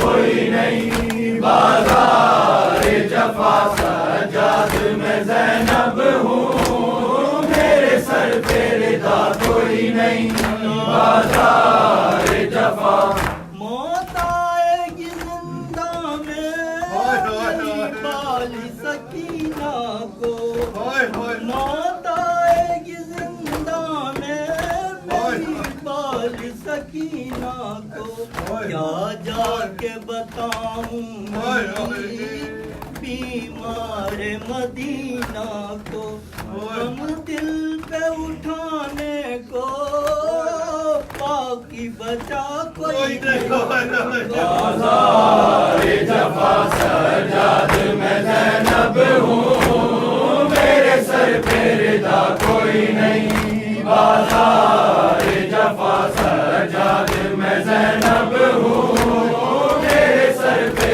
ردا کوئی نہیں بازار جفا بازار ستم میں تھا زینب کا جب عالم مظہر میں لکھوں کیسے ظالم نے کہا جس دم ہے کون تیرا وارث زینب نے کہا کوئی نہیں بازار جفا سجاد میں زینب ہوں میرے سر پہ ردا کوئی نہیں بازار جفا سجاد میں زینب ہوں میرے سر پہ ردا کوئی نہیں بازار جفا حسین حسین حسین حسین حسین حسین حسین حسین اللهم صل على محمد وآل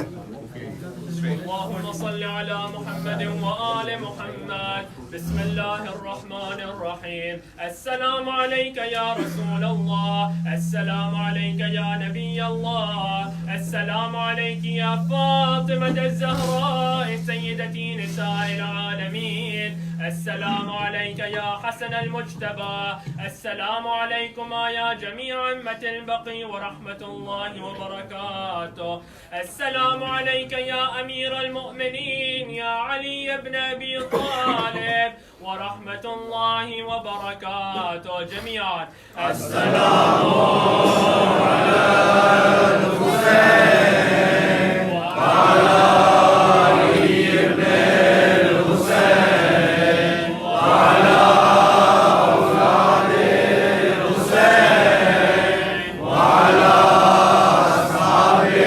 الحسين السلام عليك يا أبا الفضل العباس بن أمير المؤمنين السلام عليك يا زينب الكبرى السلام عليكما يا جميع أمة الكاظمين وسامرة جميعا ورحمة الله وبركاته السلام عليك يا غريب الغرباء السلام عليك يا معين الضعفاء والفقراء السلطان أبا الحسن علي بن موسى الرضا كن شفيعنا وشفيع والدينا في يوم الجزاء السلام عليك يا فاطمة بنت موسى بن جعفر ورحمة الله وبركاته وبركاته. السلام عليك يا مولانا يا صاحب العصر والزمان سيدي. الأمان الأمان الأمان من فتنة الزمان وزوال الإيمان. السلام عليك يا شريك القرآن.